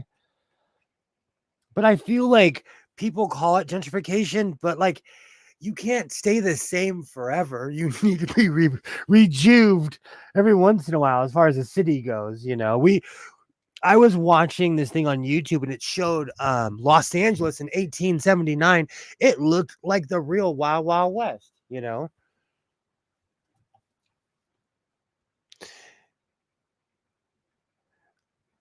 Yeah, me too. Mom taught me well, hit clearance first. Absolutely. My dad was like that. I still to this day, every time I go to like Walmart or anywhere, first place I go is the clearance rack.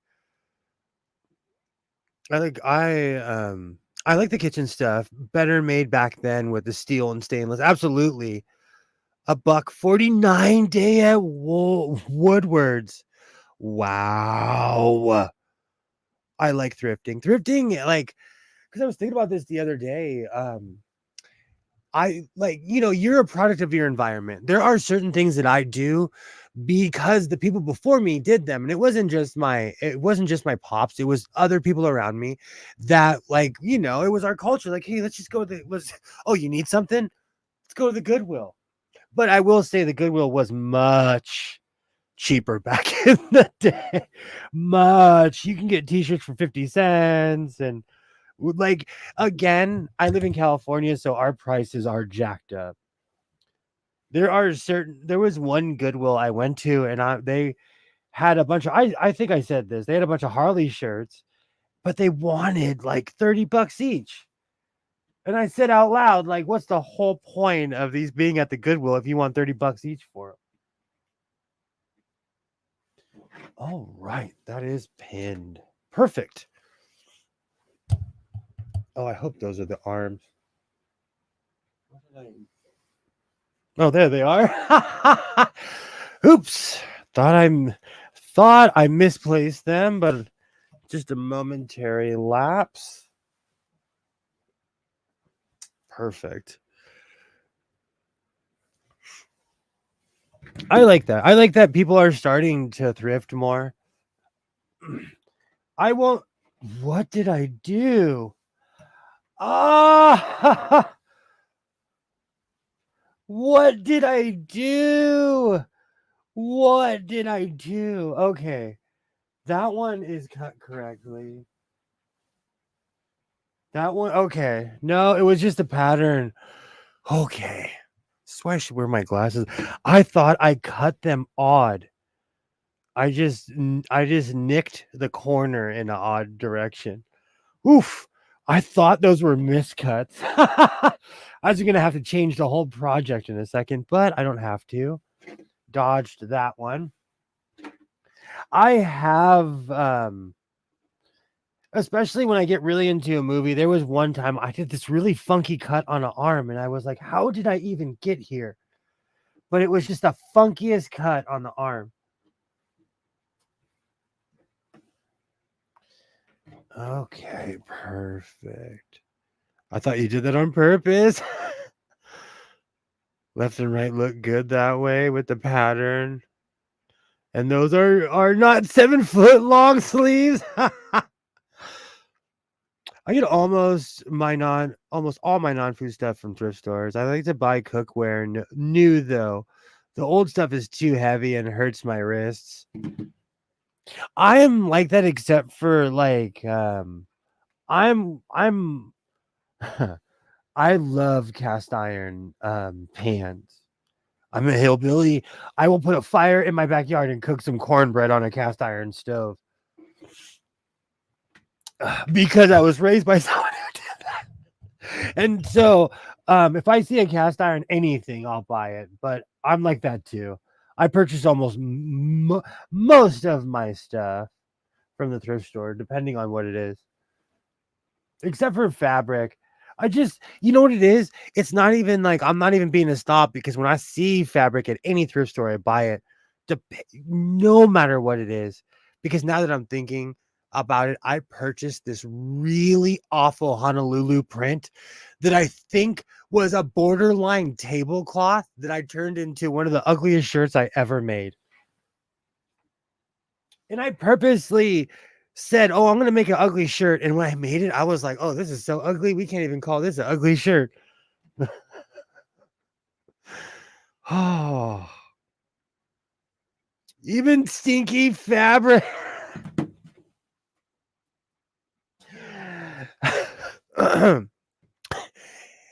For all parties affected, the stinky fabric is no longer in the house of sewing. It officially has been taken out of this house.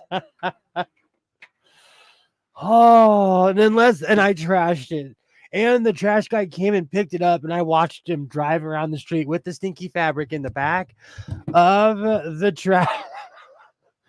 trash truck.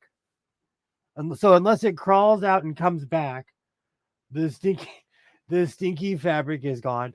But I laughed because I have a ton of vests, which is no secret. But I lined one of the necks with the stinky fabric because I'm constantly looking for combos with my vest. And I pulled this vest out and I was like, oh man, I don't even remember doing this. And the funny thing is, the collar is stinky. Oh, I learned a lesson though. And see, that's another thing. Modelo Man still has some stinky fabric. I stay 10 miles away from it. I've learned my lesson. I'm not even trying to be cute with that stuff. I'm not even trying to be funny or cute with that stuff.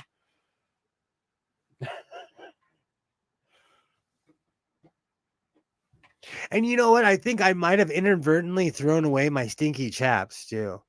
Now that I think about it, because I think I put them in the same bag because they were still outgassing after months of being in this garage.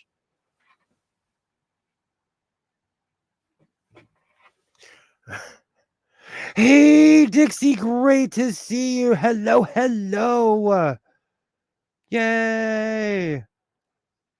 Most of the thrift stores smell like old lady perfume. I I actually wear a combo of a couple clones, so when I initially walk in, I can't smell anything. Yay! Hello, Dixie. Hello, hello. Mine smell like dusty fabric. Gotta wash stuff a couple times to get it out. I got lucky this time. The smell was washed out of the dresses the first time. Um, in my area, they all use the same dish soap. It's either Roma or like whatever else is in that realm. It's the strangest thing. I walk into certain thrift stores and I'm like, oh, they use Roma here. Like I could smell it. But I love the Roma and all that other stuff because I'm not allergic to it. Because I'm allergic to everything, and that particular laundry detergent I'm not allergic to.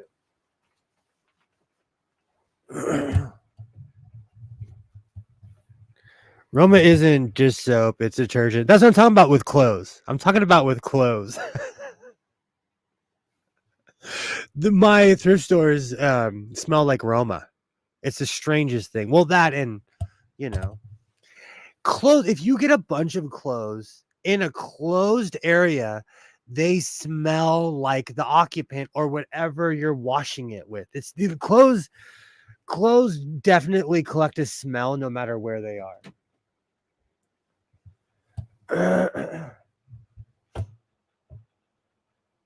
I like my new neighbors so far. They're quiet. They probably think I'm just from outer space. Okay. All right. So it's time to surge.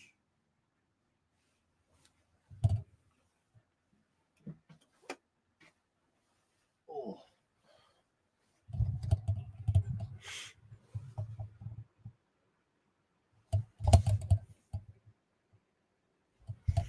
You can buy rum in every single Walmart for cheap too. It's straight every single thrift store. It either smells like that or there's another one.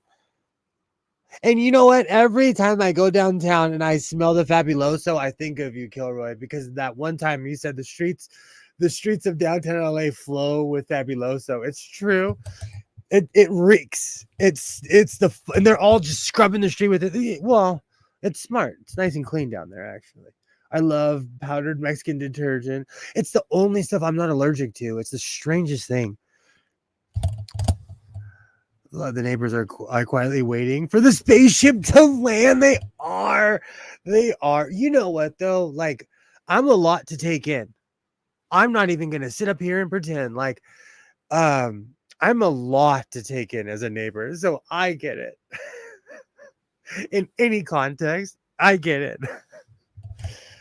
I've never heard of Roma. Roma is more of a it's a cheaper laundry detergent, and in here they sell it in huge plastic bags.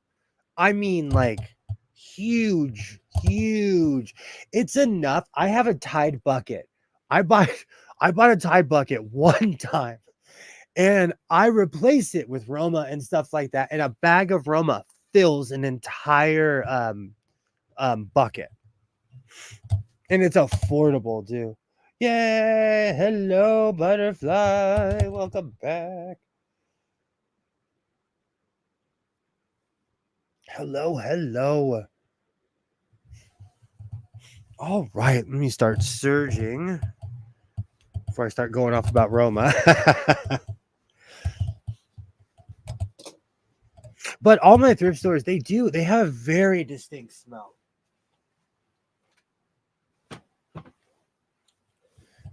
That's why I go out of my way to make sure my walk-in closet does not smell like a Goodwill.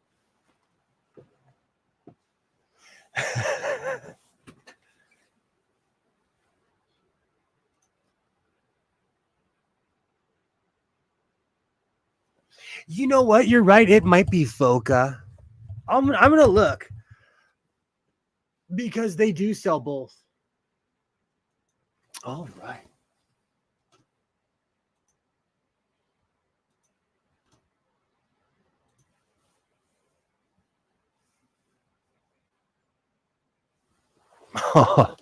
This thing, fake Stanley Cup for the win. I haven't had this much water since I don't remember when. But that's one thing I love about the cup era is that it at least for me, it's promoting me to drink 10 times more water. So true. If it's blue, it's Foca. If it's white, it's Roma. So true. So you should have seen my face the first time I poured Foca into the bucket. I was like, oh, I just bought a bunch of this. I hope it works. If it's Roma, it is white. Yay! Hello, hello, hello. Awesome. Okay, I have to move a few things. It's a mess over here. Purchased some amazing serger thread today. I'm actually stoked. I didn't want to go too crazy for $1. I could have lost my mind and bought a ton of thread, but I only bought 4. And I didn't go as crazy at the patch shop either, but that adds up as well. All right. Perfect.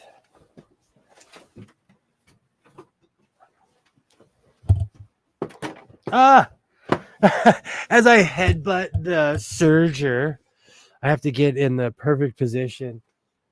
I've been saying this for a while, but I'm 50-50 on my chair. It's so comfy. That's the problem.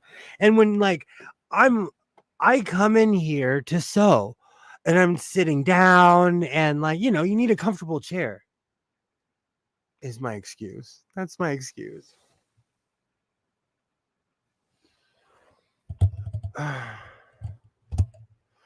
Quick PSA. One of our fellow sewist quilter just had a house fire. She lost everything, including her pets. It's so sad. Please give encouragement to her channel.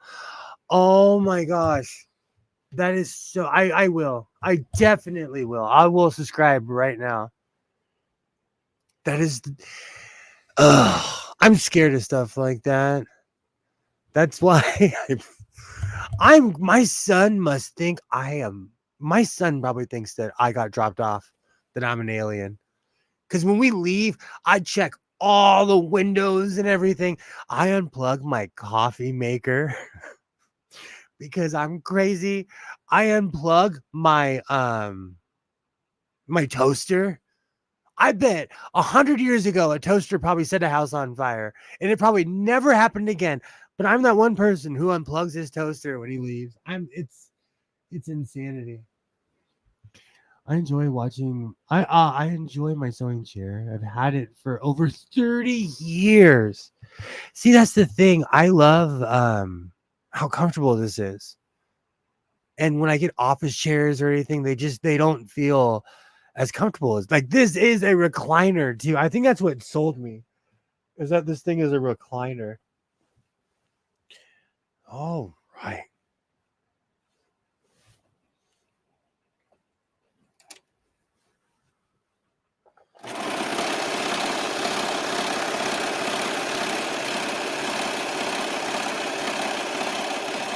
Perfect. Perfect. Oh, I always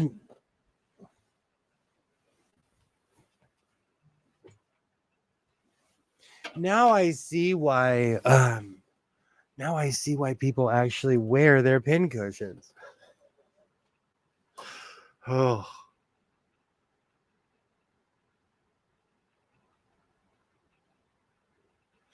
Oh gosh. Amazon is begging me for reviews. Do you know what's really funny though? But when I give an honest one, they're like, "Oh, we cannot process this because you trashed this company that we didn't want you to."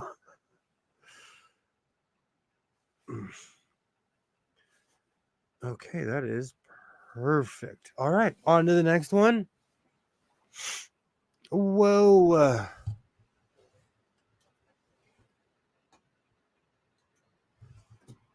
Yay. That is extremely sad. Absolutely. Absolutely. We are here to help people, especially something like that. That is like, you know, I was legitimately thinking about inappropriate thumb again. I was legitimately thinking about moving downtown, and then they had a pallet fire, and then about 2 or 3 months ago there was a building fire, and I was like, maybe I won't. And I was talking about getting a warehouse, like a real giant warehouse down there.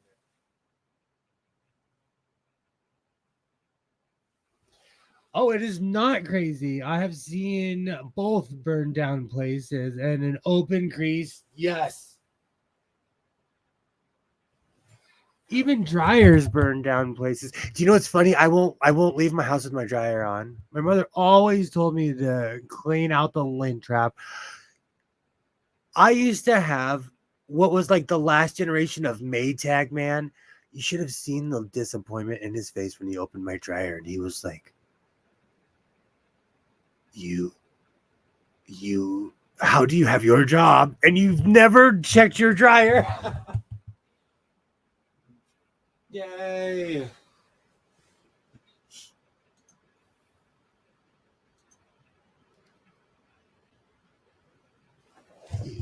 He didn't have anything nice to say, so they didn't want the input. Oh, no, that is so true, Pam. That is so true. I've noticed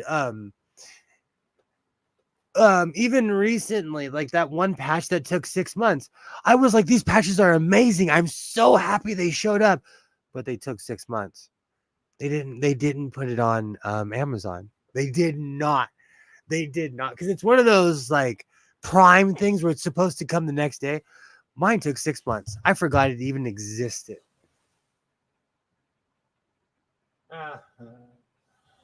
How's it going, rah rah?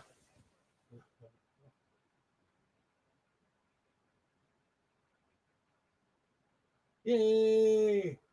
Hello, hello, hello. How's it going? I gotta get to surgeon. How's your evening? I hope it's going well. Welcome, welcome. Rah rah sewing machine. All right. Oh, now that song's stuck in my head.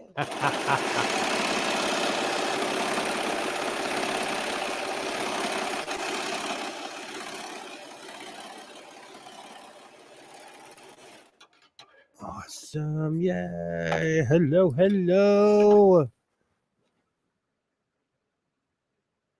Awesome. Welcome, welcome. Trying to think what else happened. Today was absolute insanity as always. And I think it's so funny that my local Salvation Army has become like a sewing machine hidden gem. It's just hilarious. Oh, right. And they have realistic prices there. It's not like they're rah rah sewing machine for that guy really can sew. That is my favorite version. Rah rah. It's I have an extremely eclectic playlist, and I let things play through because I'm in here rocking out, having a good old time. And like just like my Shalimar phase, I'm in this hardcore 1982 phase. In 1982, Eye of the Tiger came out. Well, Shalimar came out too.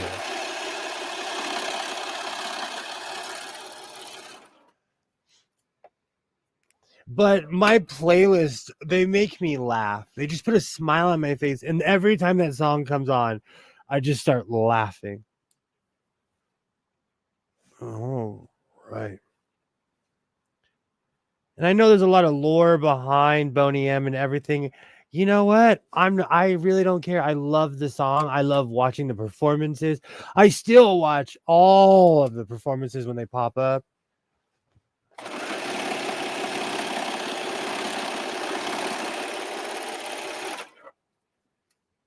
Perfect.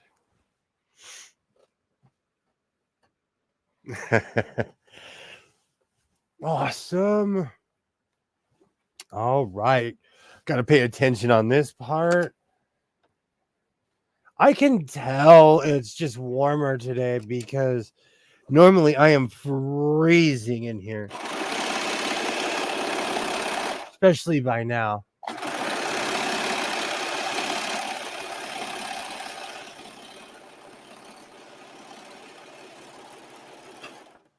Perfect.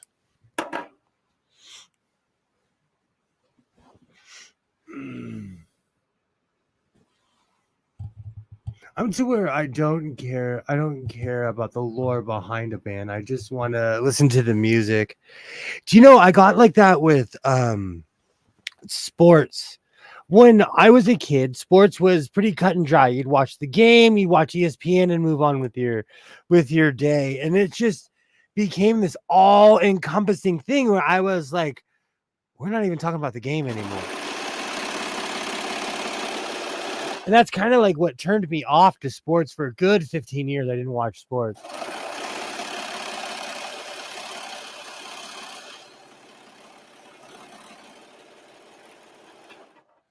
Oh, right. Let's check for mistakes.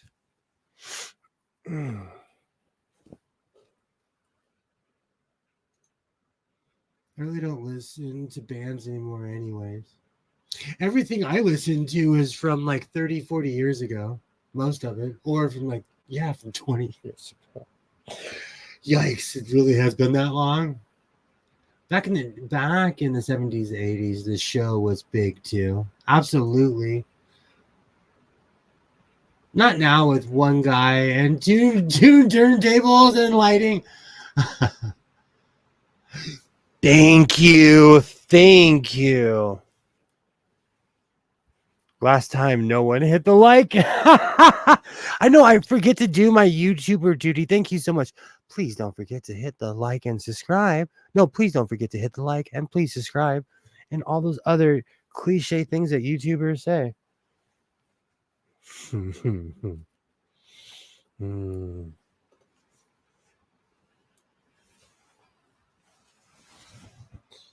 Perfect. All right.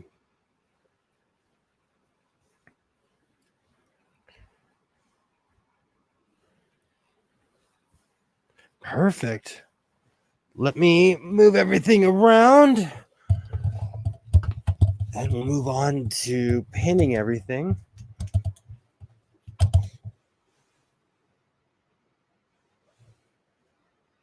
I was the second one.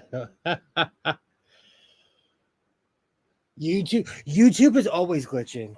YouTube is always glitching. Because even when the stream's over, it's going to tell me a certain amount of people watched, and then 20 minutes from then, it's going to tell me, oh, we found these other 30 people. YouTube is crazy. There we go. Yay! Yep, glitch updated. Now it's got yay! Yay! All right.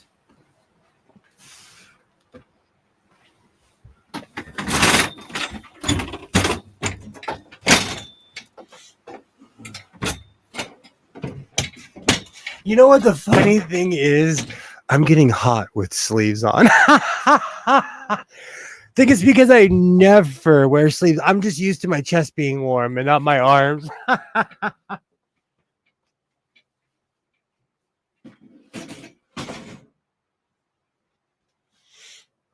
All right.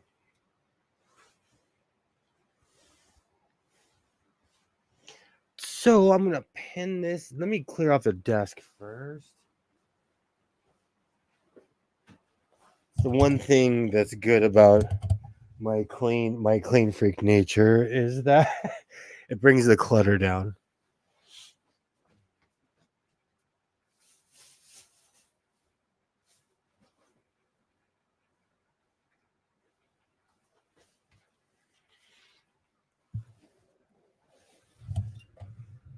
Yay, did they solve the bot problem though? Finally.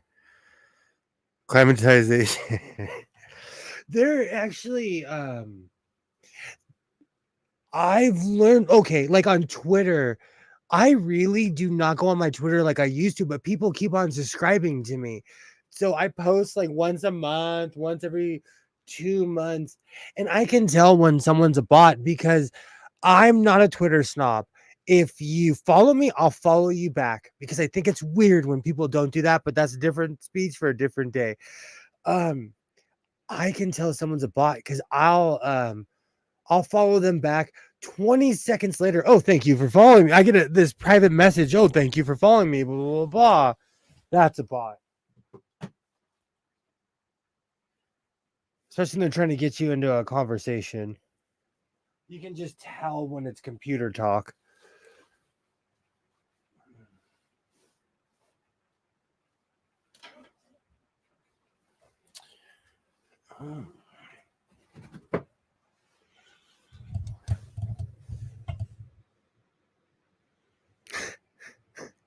I was waiting for that. There is a very famous conversation I had with an imposter skits who we were chopping it up. Like I thought I was talking to skits. I'm like, oh, this, and then this happened, and then this one time at band camp, and they were like, oh, what about crypto? I was like, block. I was more embarrassed that I got caught up with the fake skits. We had a full conversation. I have a locked account on X because there are so many bots there. X, it's crazy. Twitter is crazy, but like people keep on subscribing to me, so I feel obligated to stay on there. Is that weird? Is that weird? You can tell me the honest truth. My own personal theory is that most social media nowadays is 70% bots and the rest are complete nutso homer.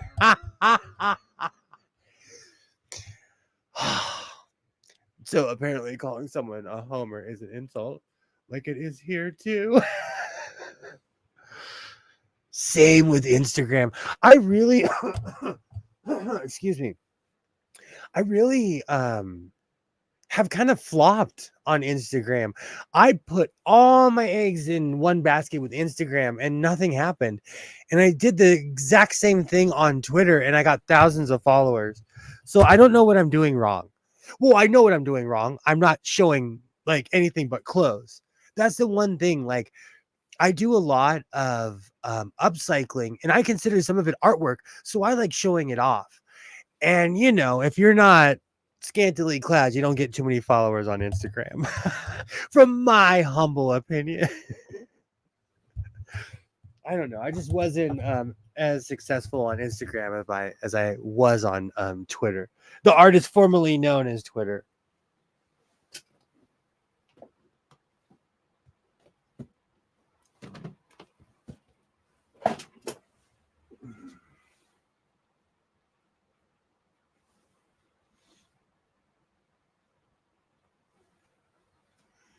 All right.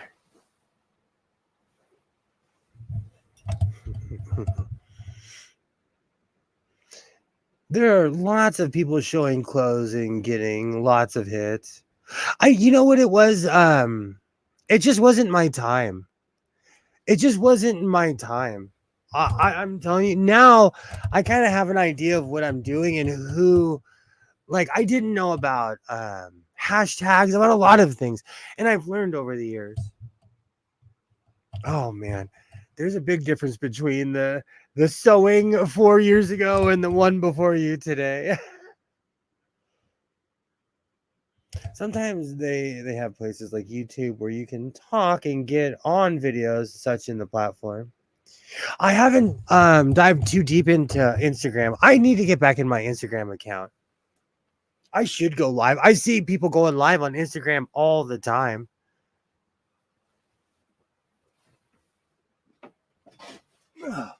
Someone I know who they were already kind of famous, but they started a talk show. They have a talk show now and they started on Instagram and they have a talk show. I'm laughing because she calls it public access, but it's online, but it's not, but it's hilarious.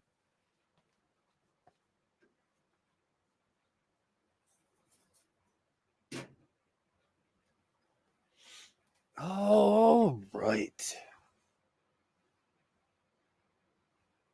Is this green? You know what? Let me hold that color up. Is that green too funky for a hood? Am I just going too funky with the combination?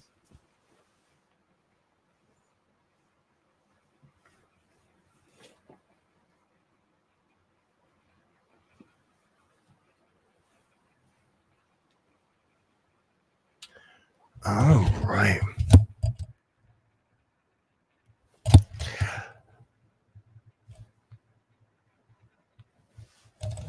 You know what? It's a really hit or miss.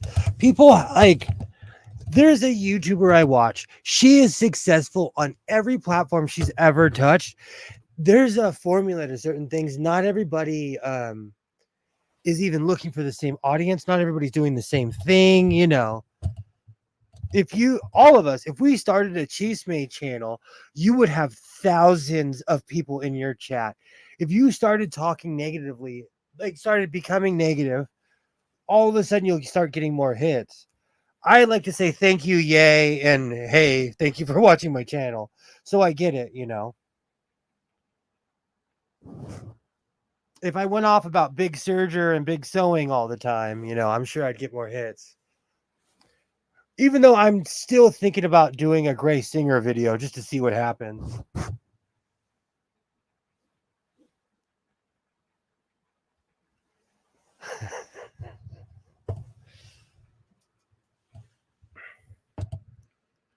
Have a great night, Butterfly. Thank you so much for stopping by. I will definitely be at it on Monday night. The armhole looks like there's a need to close it at the top or an odd flip. I'm definitely gonna. It might be a weird angle, and because there's already a shirt on here, it's completely like stuffed out. Have a great night, Butterfly. With the Cheesemate channel, though, you eventually have to start inventing Cheesemate, and ain't nobody got time for that. There's actually a YouTuber who got sued, and she had to go to court, and she admitted, well, because she didn't want to go to jail, but she admitted that she was lying, and she was making stuff up for views. And I think that was one of the reasons the judge made her openly admit it. But you're right. And she's like a super famous Cheesemate channel. But after a while, I don't know. I'm anti-negative attention like that, contrary to popular belief. And so I'm not here for even I don't know. I don't care to be up in someone's life like that. In a negative aspect. If we're like, I'm here to help. I'm here to, talk about positive things and all that. And if there's something to point and laugh at, I'm like everybody else, but it's not my MO. Oh man.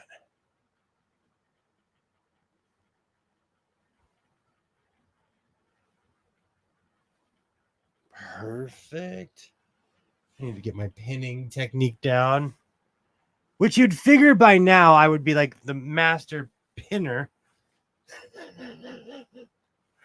Makes me sound like I'm training Ninja Turtles. All right.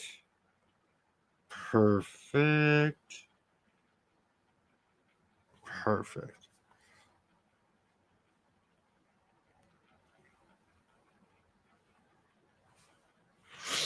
Okay, as long as I get this under piece, because that's the important part.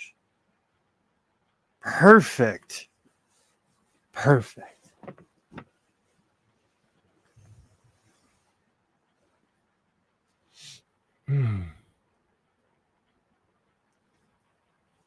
What's really funny? I really don't watch as much Cheesemate as I used to because I have that weird existential crisis of like, is this how you want to spend your time? Is this real? That's why I watch a lot of sewing content, because I learn things from people who know much more than I do. And I'm like, oh, okay. And it's important for me to, hone my craft. And I still do partake in a bunch of stuff on YouTube, but I've really toned down a lot of the Cheesemate. And plus, like, it's weird because I don't have that much conflict in my life.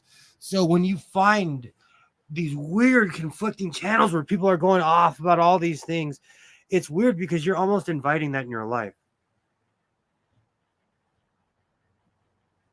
And I would rather find odd fabrics and talk about my favorite human, my second favorite human, Mr. Modelo. He's nice to me and sells me fabric. I'm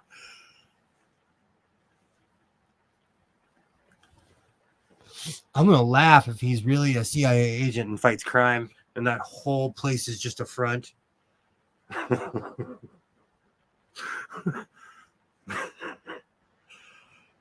There's a movie that's coming out. I saw a preview for it. It's called Agent Argyle, and it just made me laugh because it was about a woman who wrote a book when she didn't think this character was real, and apparently the character is. So I am definitely going to see that movie.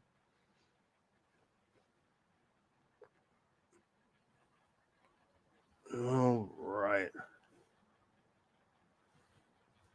Perfect.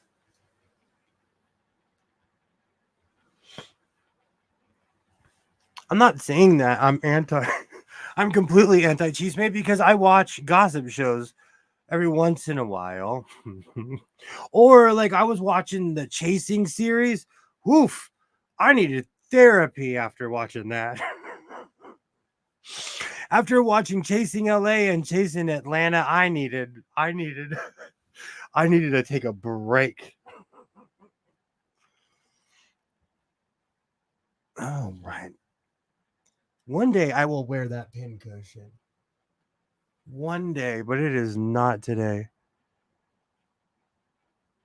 I need to make some armband pin cushions because the band is starting to fade on this, and I'm gonna make some huge, like wristwatch sized ones, like huge.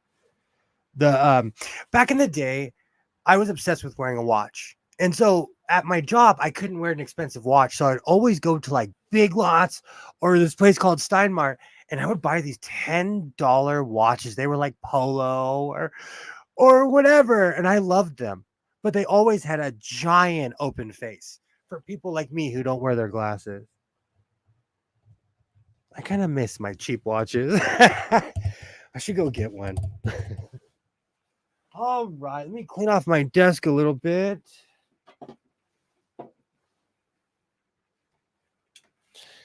Oh, give me one quick second.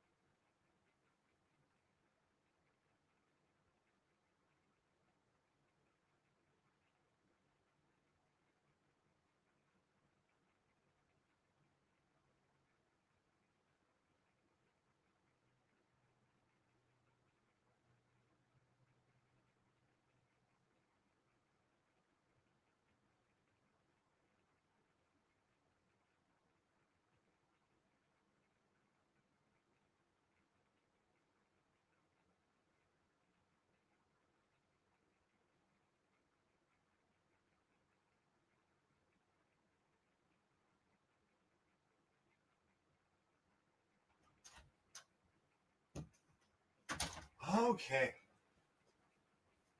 Man, those Stanley Cups are no joke. But like I said, I don't think I've ever had this much water in my entire life. So yay for the Stanley Cup. I had my family. Well, that's another. That is the fake Stanley Cup 2.0. That is not a real Stanley Cup. I did not buy a new one. I bought a fake one. Oh, right.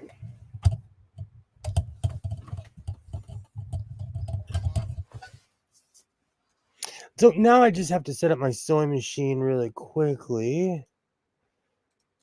I've been sitting here talking about the thing so much I didn't even realize it wasn't threaded. Awesome. I hope everybody's having a great Saturday night. I want to thank everybody for tuning in. You guys are absolutely awesome. Rah rah, something something. Skit said I'm a phony.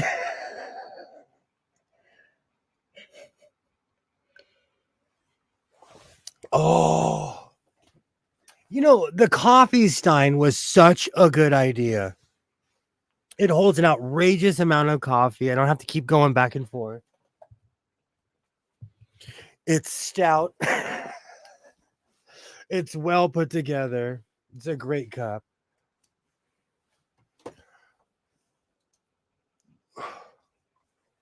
Hey, you still have an hour and a half before you can end the show.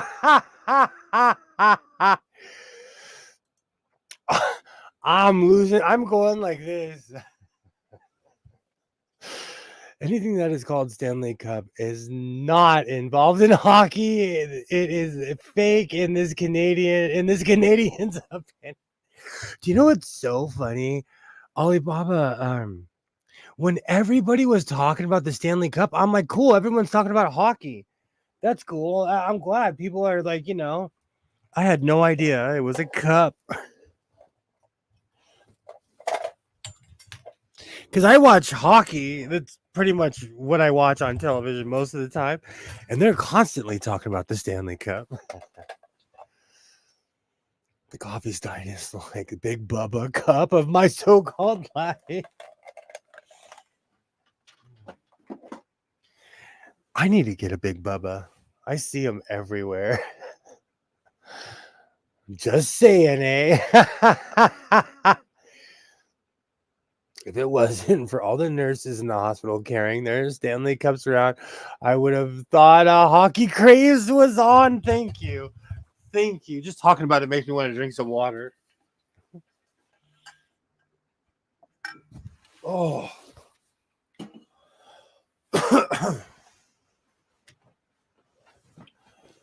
Oh, Stanley Cup for the win. In my case, drinking that much water is a good thing.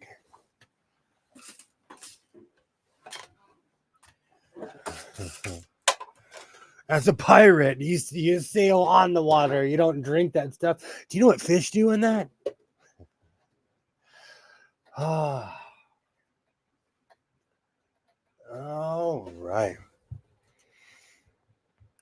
You have to get the 140 bundle of silk for that tie.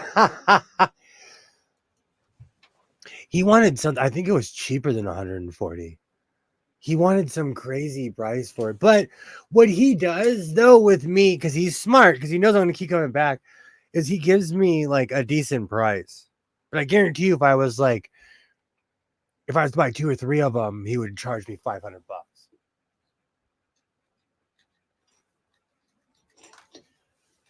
You have to be careful. Modelo Man's perfect example of someone who could cry poverty and have more money than the average person. You got to be careful.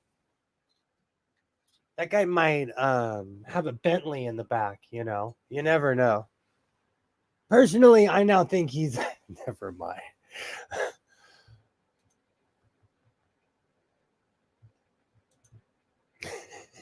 I got an idea for a challenge next project. A tie or a bow tie. I like that. Which is a shock to no one. I have a weird bow tie collection. I have a few in this room actually. A bow tie would be a great project actually. Excuse me, like a real bow tie. You have to get 100. Oh, now I see. Maybe he's running Stanley Cups out of the back. So every time I go, because his inventory was dwindling down, and in my head, before Christmas, I hadn't been there in a while, and I was like, "Oh, I'm gonna cry if Mr. Modelo isn't there. I don't know what I'm gonna do." I showed up. He has all new inventory, and he has even more new stuff today.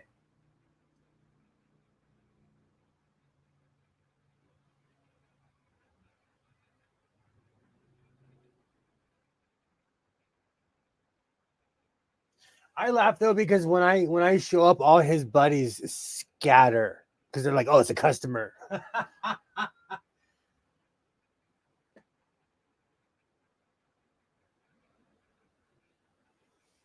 Because they are sitting there chopping it up.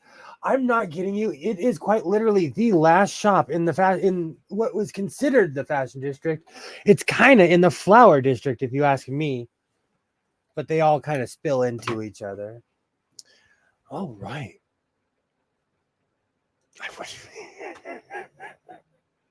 If he was pushing Stanley Cups, I would laugh. You know what? If he got busted for pushing Stanley Cups, I'd pay his bail. If it wasn't anything crazy. When they ask me why, I'd be like, that man sells me fabric.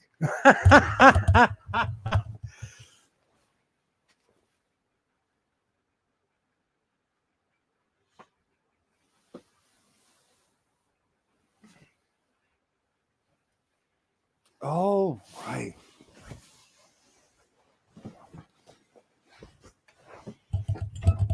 So now I want to attach the arms. I do not know if I have enough fabric for the hood, so I might change it to a different color. Or I might do an after party stream. We'll see what happens.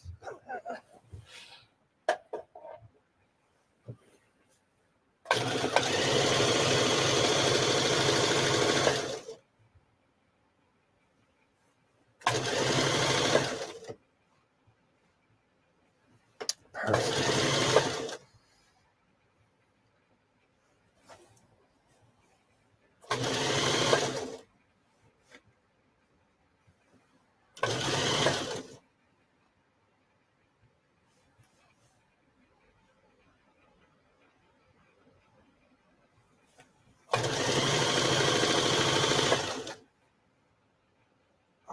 awesome. Oh, I almost went all the way around.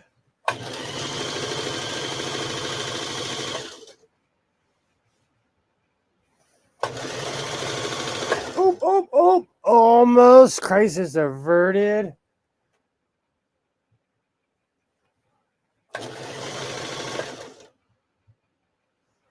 Perfect.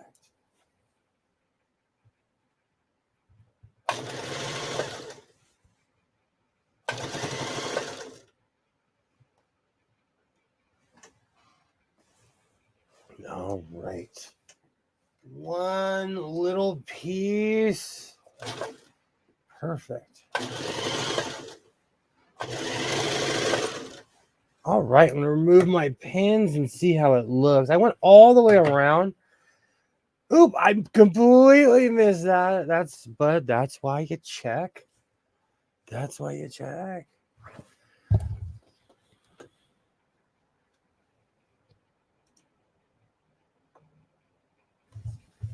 I definitely need something like that. I have a bunch of magnets in here. I do. They have those magnet bowls at the car part places that do well. I have giant magnets on the other side of my rollaway. But I'm scared what my industrial magnets would do in a room of screens. Because this room is like a control room. There's just a bunch of screens in here. And so I'm really wondering if I started introducing like shop magnets in here.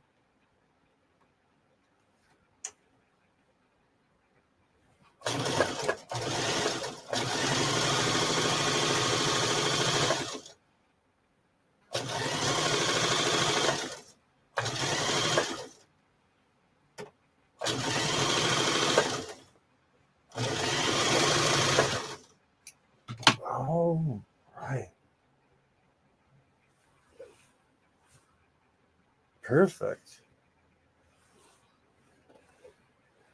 Nothing's popping out. Perfect. All right, on to the next one.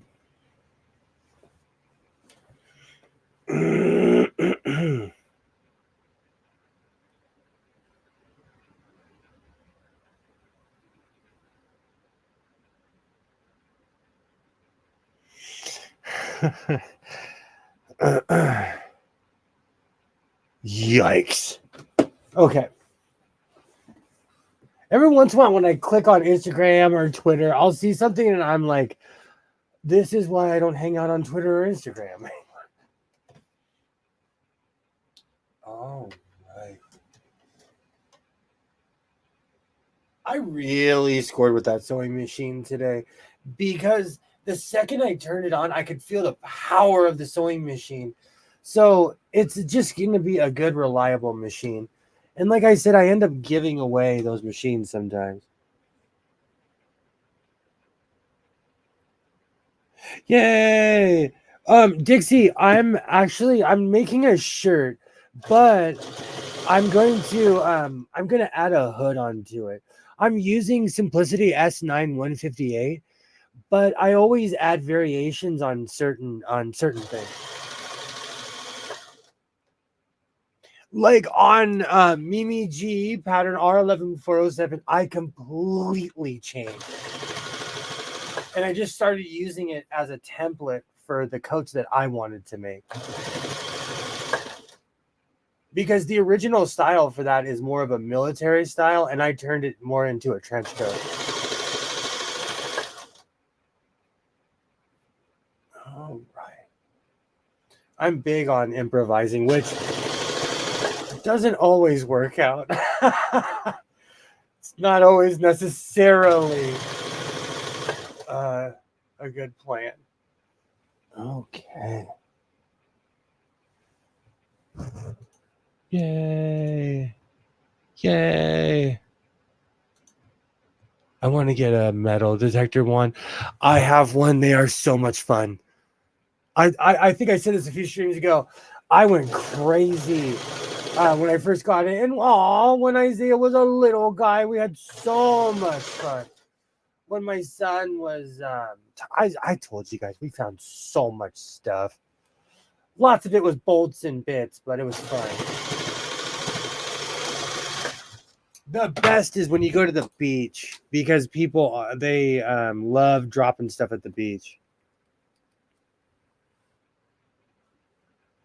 Perfect. Perfect.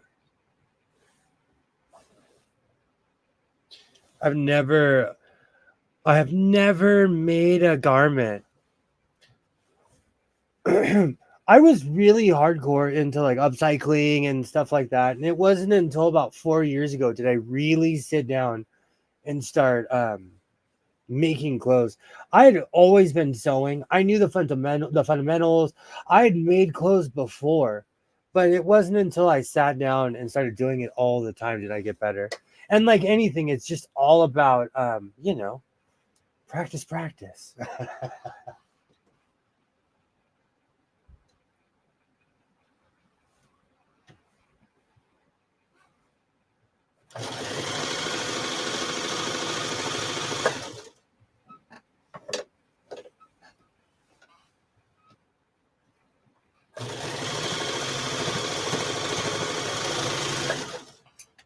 All right.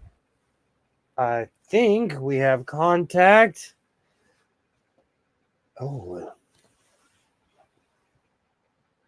perfect.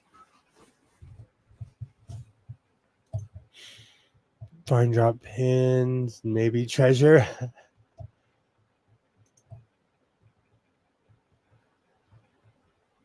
True. Very true, Alibaba. Very true. I make scrappy art stuff and usually hand sew. I love hand sewing. I that's part of my patch obsession is hand sewing everything, I think. One of the reasons I love patches is because I sit down. I can like sit down or I have a hook right here where depending on how big it is or how intricate it is, I'll sit here and hand sew. That's what I started my channel on was upcycling, hand sewing, and hoping people would watch my videos. All right. So I'm gonna try this on and see how it fits. I've been wearing my dad coat all evening.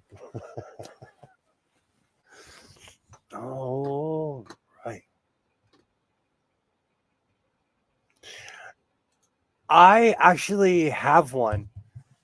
Isaiah broke the stick, but I still have the I have several because they were meant for my shop. I have several. They're huge for the drop screws and pins.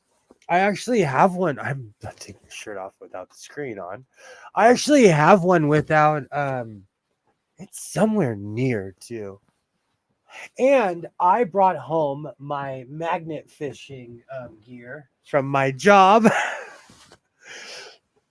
Where can I go?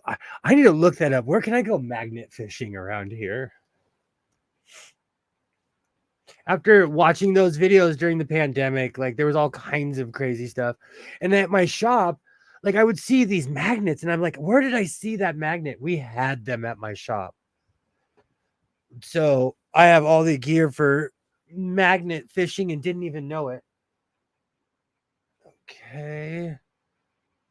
That's the back, I think. I think. Oh no, is that the back? I put spotted a mistake. I can clean that up real quick without even having to move.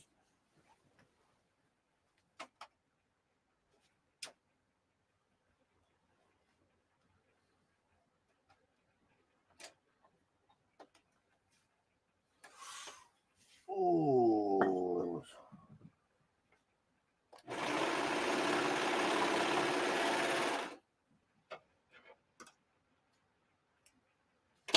Okay, let's try that again. Perfect.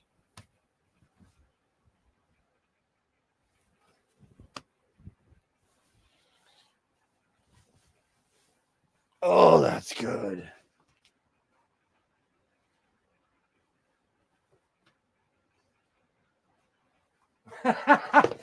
See, now I don't know if I want to add a hood on here or not.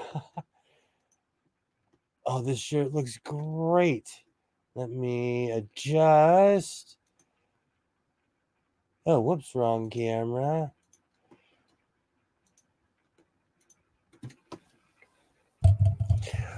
Was it at the right top shoulder? I think so. I think it was I think you spotted. I missed a seam with the serger. Oh.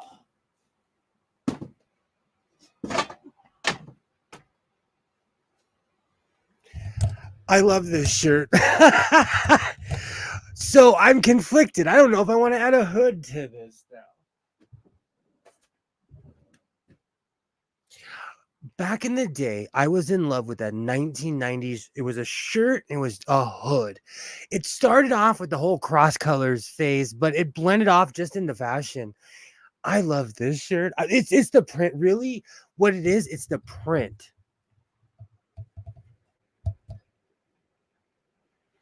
A bit of the seam at the shoulder. I thought what I saw. I think that is what you saw. Wasn't really sure though. I think that probably was it. I don't know if I want to add a hood on this. This came out really well. I absolutely love this pattern. When I saw this, I was like, I have to make a shirt out of this. Oh, this happens every time. I might just serge the edges. Once again, I have completely fallen in love with this shirt. I might add a hood. I might finish what I started. I'm going to take a bit of a break, but I love how this came out. The color is just, it pops. Almost looks like a sweater. Let me do that. Perfect. Thank you. Thank you so much. Oh, I love the print and everything on this thing. The print is really nice with that cut. Thank you, Alibaba. Thank you. Should I start a sweater phase? It's not cold where I live. It's not cold enough to wear sweaters all the time. Thank you so much, Dixie. I wish it was. I would have an amazing collection of sweaters. You know what though? I probably won't do it tonight, but I still might add a hood on this. I love the way it looks. And this material that I'm wearing right now, that would look great as a turtleneck. That's not a bad idea. Do you know what's really funny? Earlier, I was kind of making fun of myself because the 90s style is creeping back. And I'm talking about the denim, the Jankos, all of it. But like with my jacket, in my mind, I was like, all you're missing is a turtleneck, and it's 1994 with your outfit. and for me, matching denim is like matching black. You think it's matched and it's really not. It's two different colors. Especially black. Like there is levels to matching black because there's like I like more of the rocker faded look, but then there are things that I wear that are jet black, where my pants have to be black, my vest has to be black. It just depends on what it is. You gave me the idea. Absolutely. Looks like you matched the print perfectly on the sleeves to the body. Thank you. I'm slowly getting better. I try. I'm like a bit off, but I'm slowly getting better. Saying sweater. Oh, this does have a total sweater vibe to it. This does. Definitely. Oh, this I'm so glad this was something that was in the oopsie aisle at Walmart, and it looks great. Now I might make it a turtleneck. I still might add the 90s hood. I don't know. I think it's because I started watching Desmond's Barber Shop again. And I'm in seeing the styles from back in the day, what it is that my style has not changed much. So I'm like, hey, I can still pull that off, kind of. But it's more of the nostalgia because there's certain outfits I see and I'm like, ooh, I don't miss that green and orange combo. But then I saw it on somebody and I'm like, ooh, I kind of do miss that green and orange combo. So it's weird like that. Style is funny that way. Oh, wow. Well, we've been at it for 3 hours. I've been waffling so much. I think I've served everybody here at the diner of sewing, the diner at the House of Sewing. This was an utter and complete success. I love how this shirt came out. You know, it's really funny. In the beginning, I was kind of reluctant of what I was going to do. And every time I make something, I'm like, I'm so glad I made that. This, I kind of purchased this pattern on a whim, and I'm really glad that I did something with it. I'm really glad. Be sure to tip your sewist on the way out. I used to say that. A couple years ago, I'd always say, don't forget to tip your waiter and waitress on the way out. This was an awesome stream. I want to thank everybody. Um, Sometimes I don't know how it's going to turn out, but tonight was definitely a success. So I thank everybody who was here. It was a good time. And I thank everybody. You did good. Cookies are untouched mostly. It's because I'm really polite on stream. I'm gonna go full double fisted cookie drink, slamming it down with coffee in a minute. Especially those dosey dos. Those things are evil. Those dosey dos are evil. Oh, where are my really dark glasses? I bought these today, thinking they were bigger than my other ones. Just the sides are.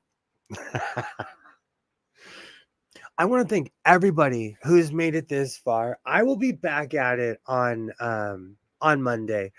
If you're not subscribed, you should go watch Phoenix's channel. It's Phoenix Electra. I may not be there tomorrow, but I may be in the chat. Regardless, I hope everybody has a great evening. Thank you so much for being here, Dixie. I will be back at it on Monday for sure. I need to take a day off, says the guy who probably is going to make a video tonight. Thank you so much. I am extremely grateful for everyone who watches my channel. I'll be back at it on Monday. Like I always say, thank you. Reinforce your seams, be yourself, and I will definitely see you next time. Thank you so much, guys. I'll see you again on Monday. Bye.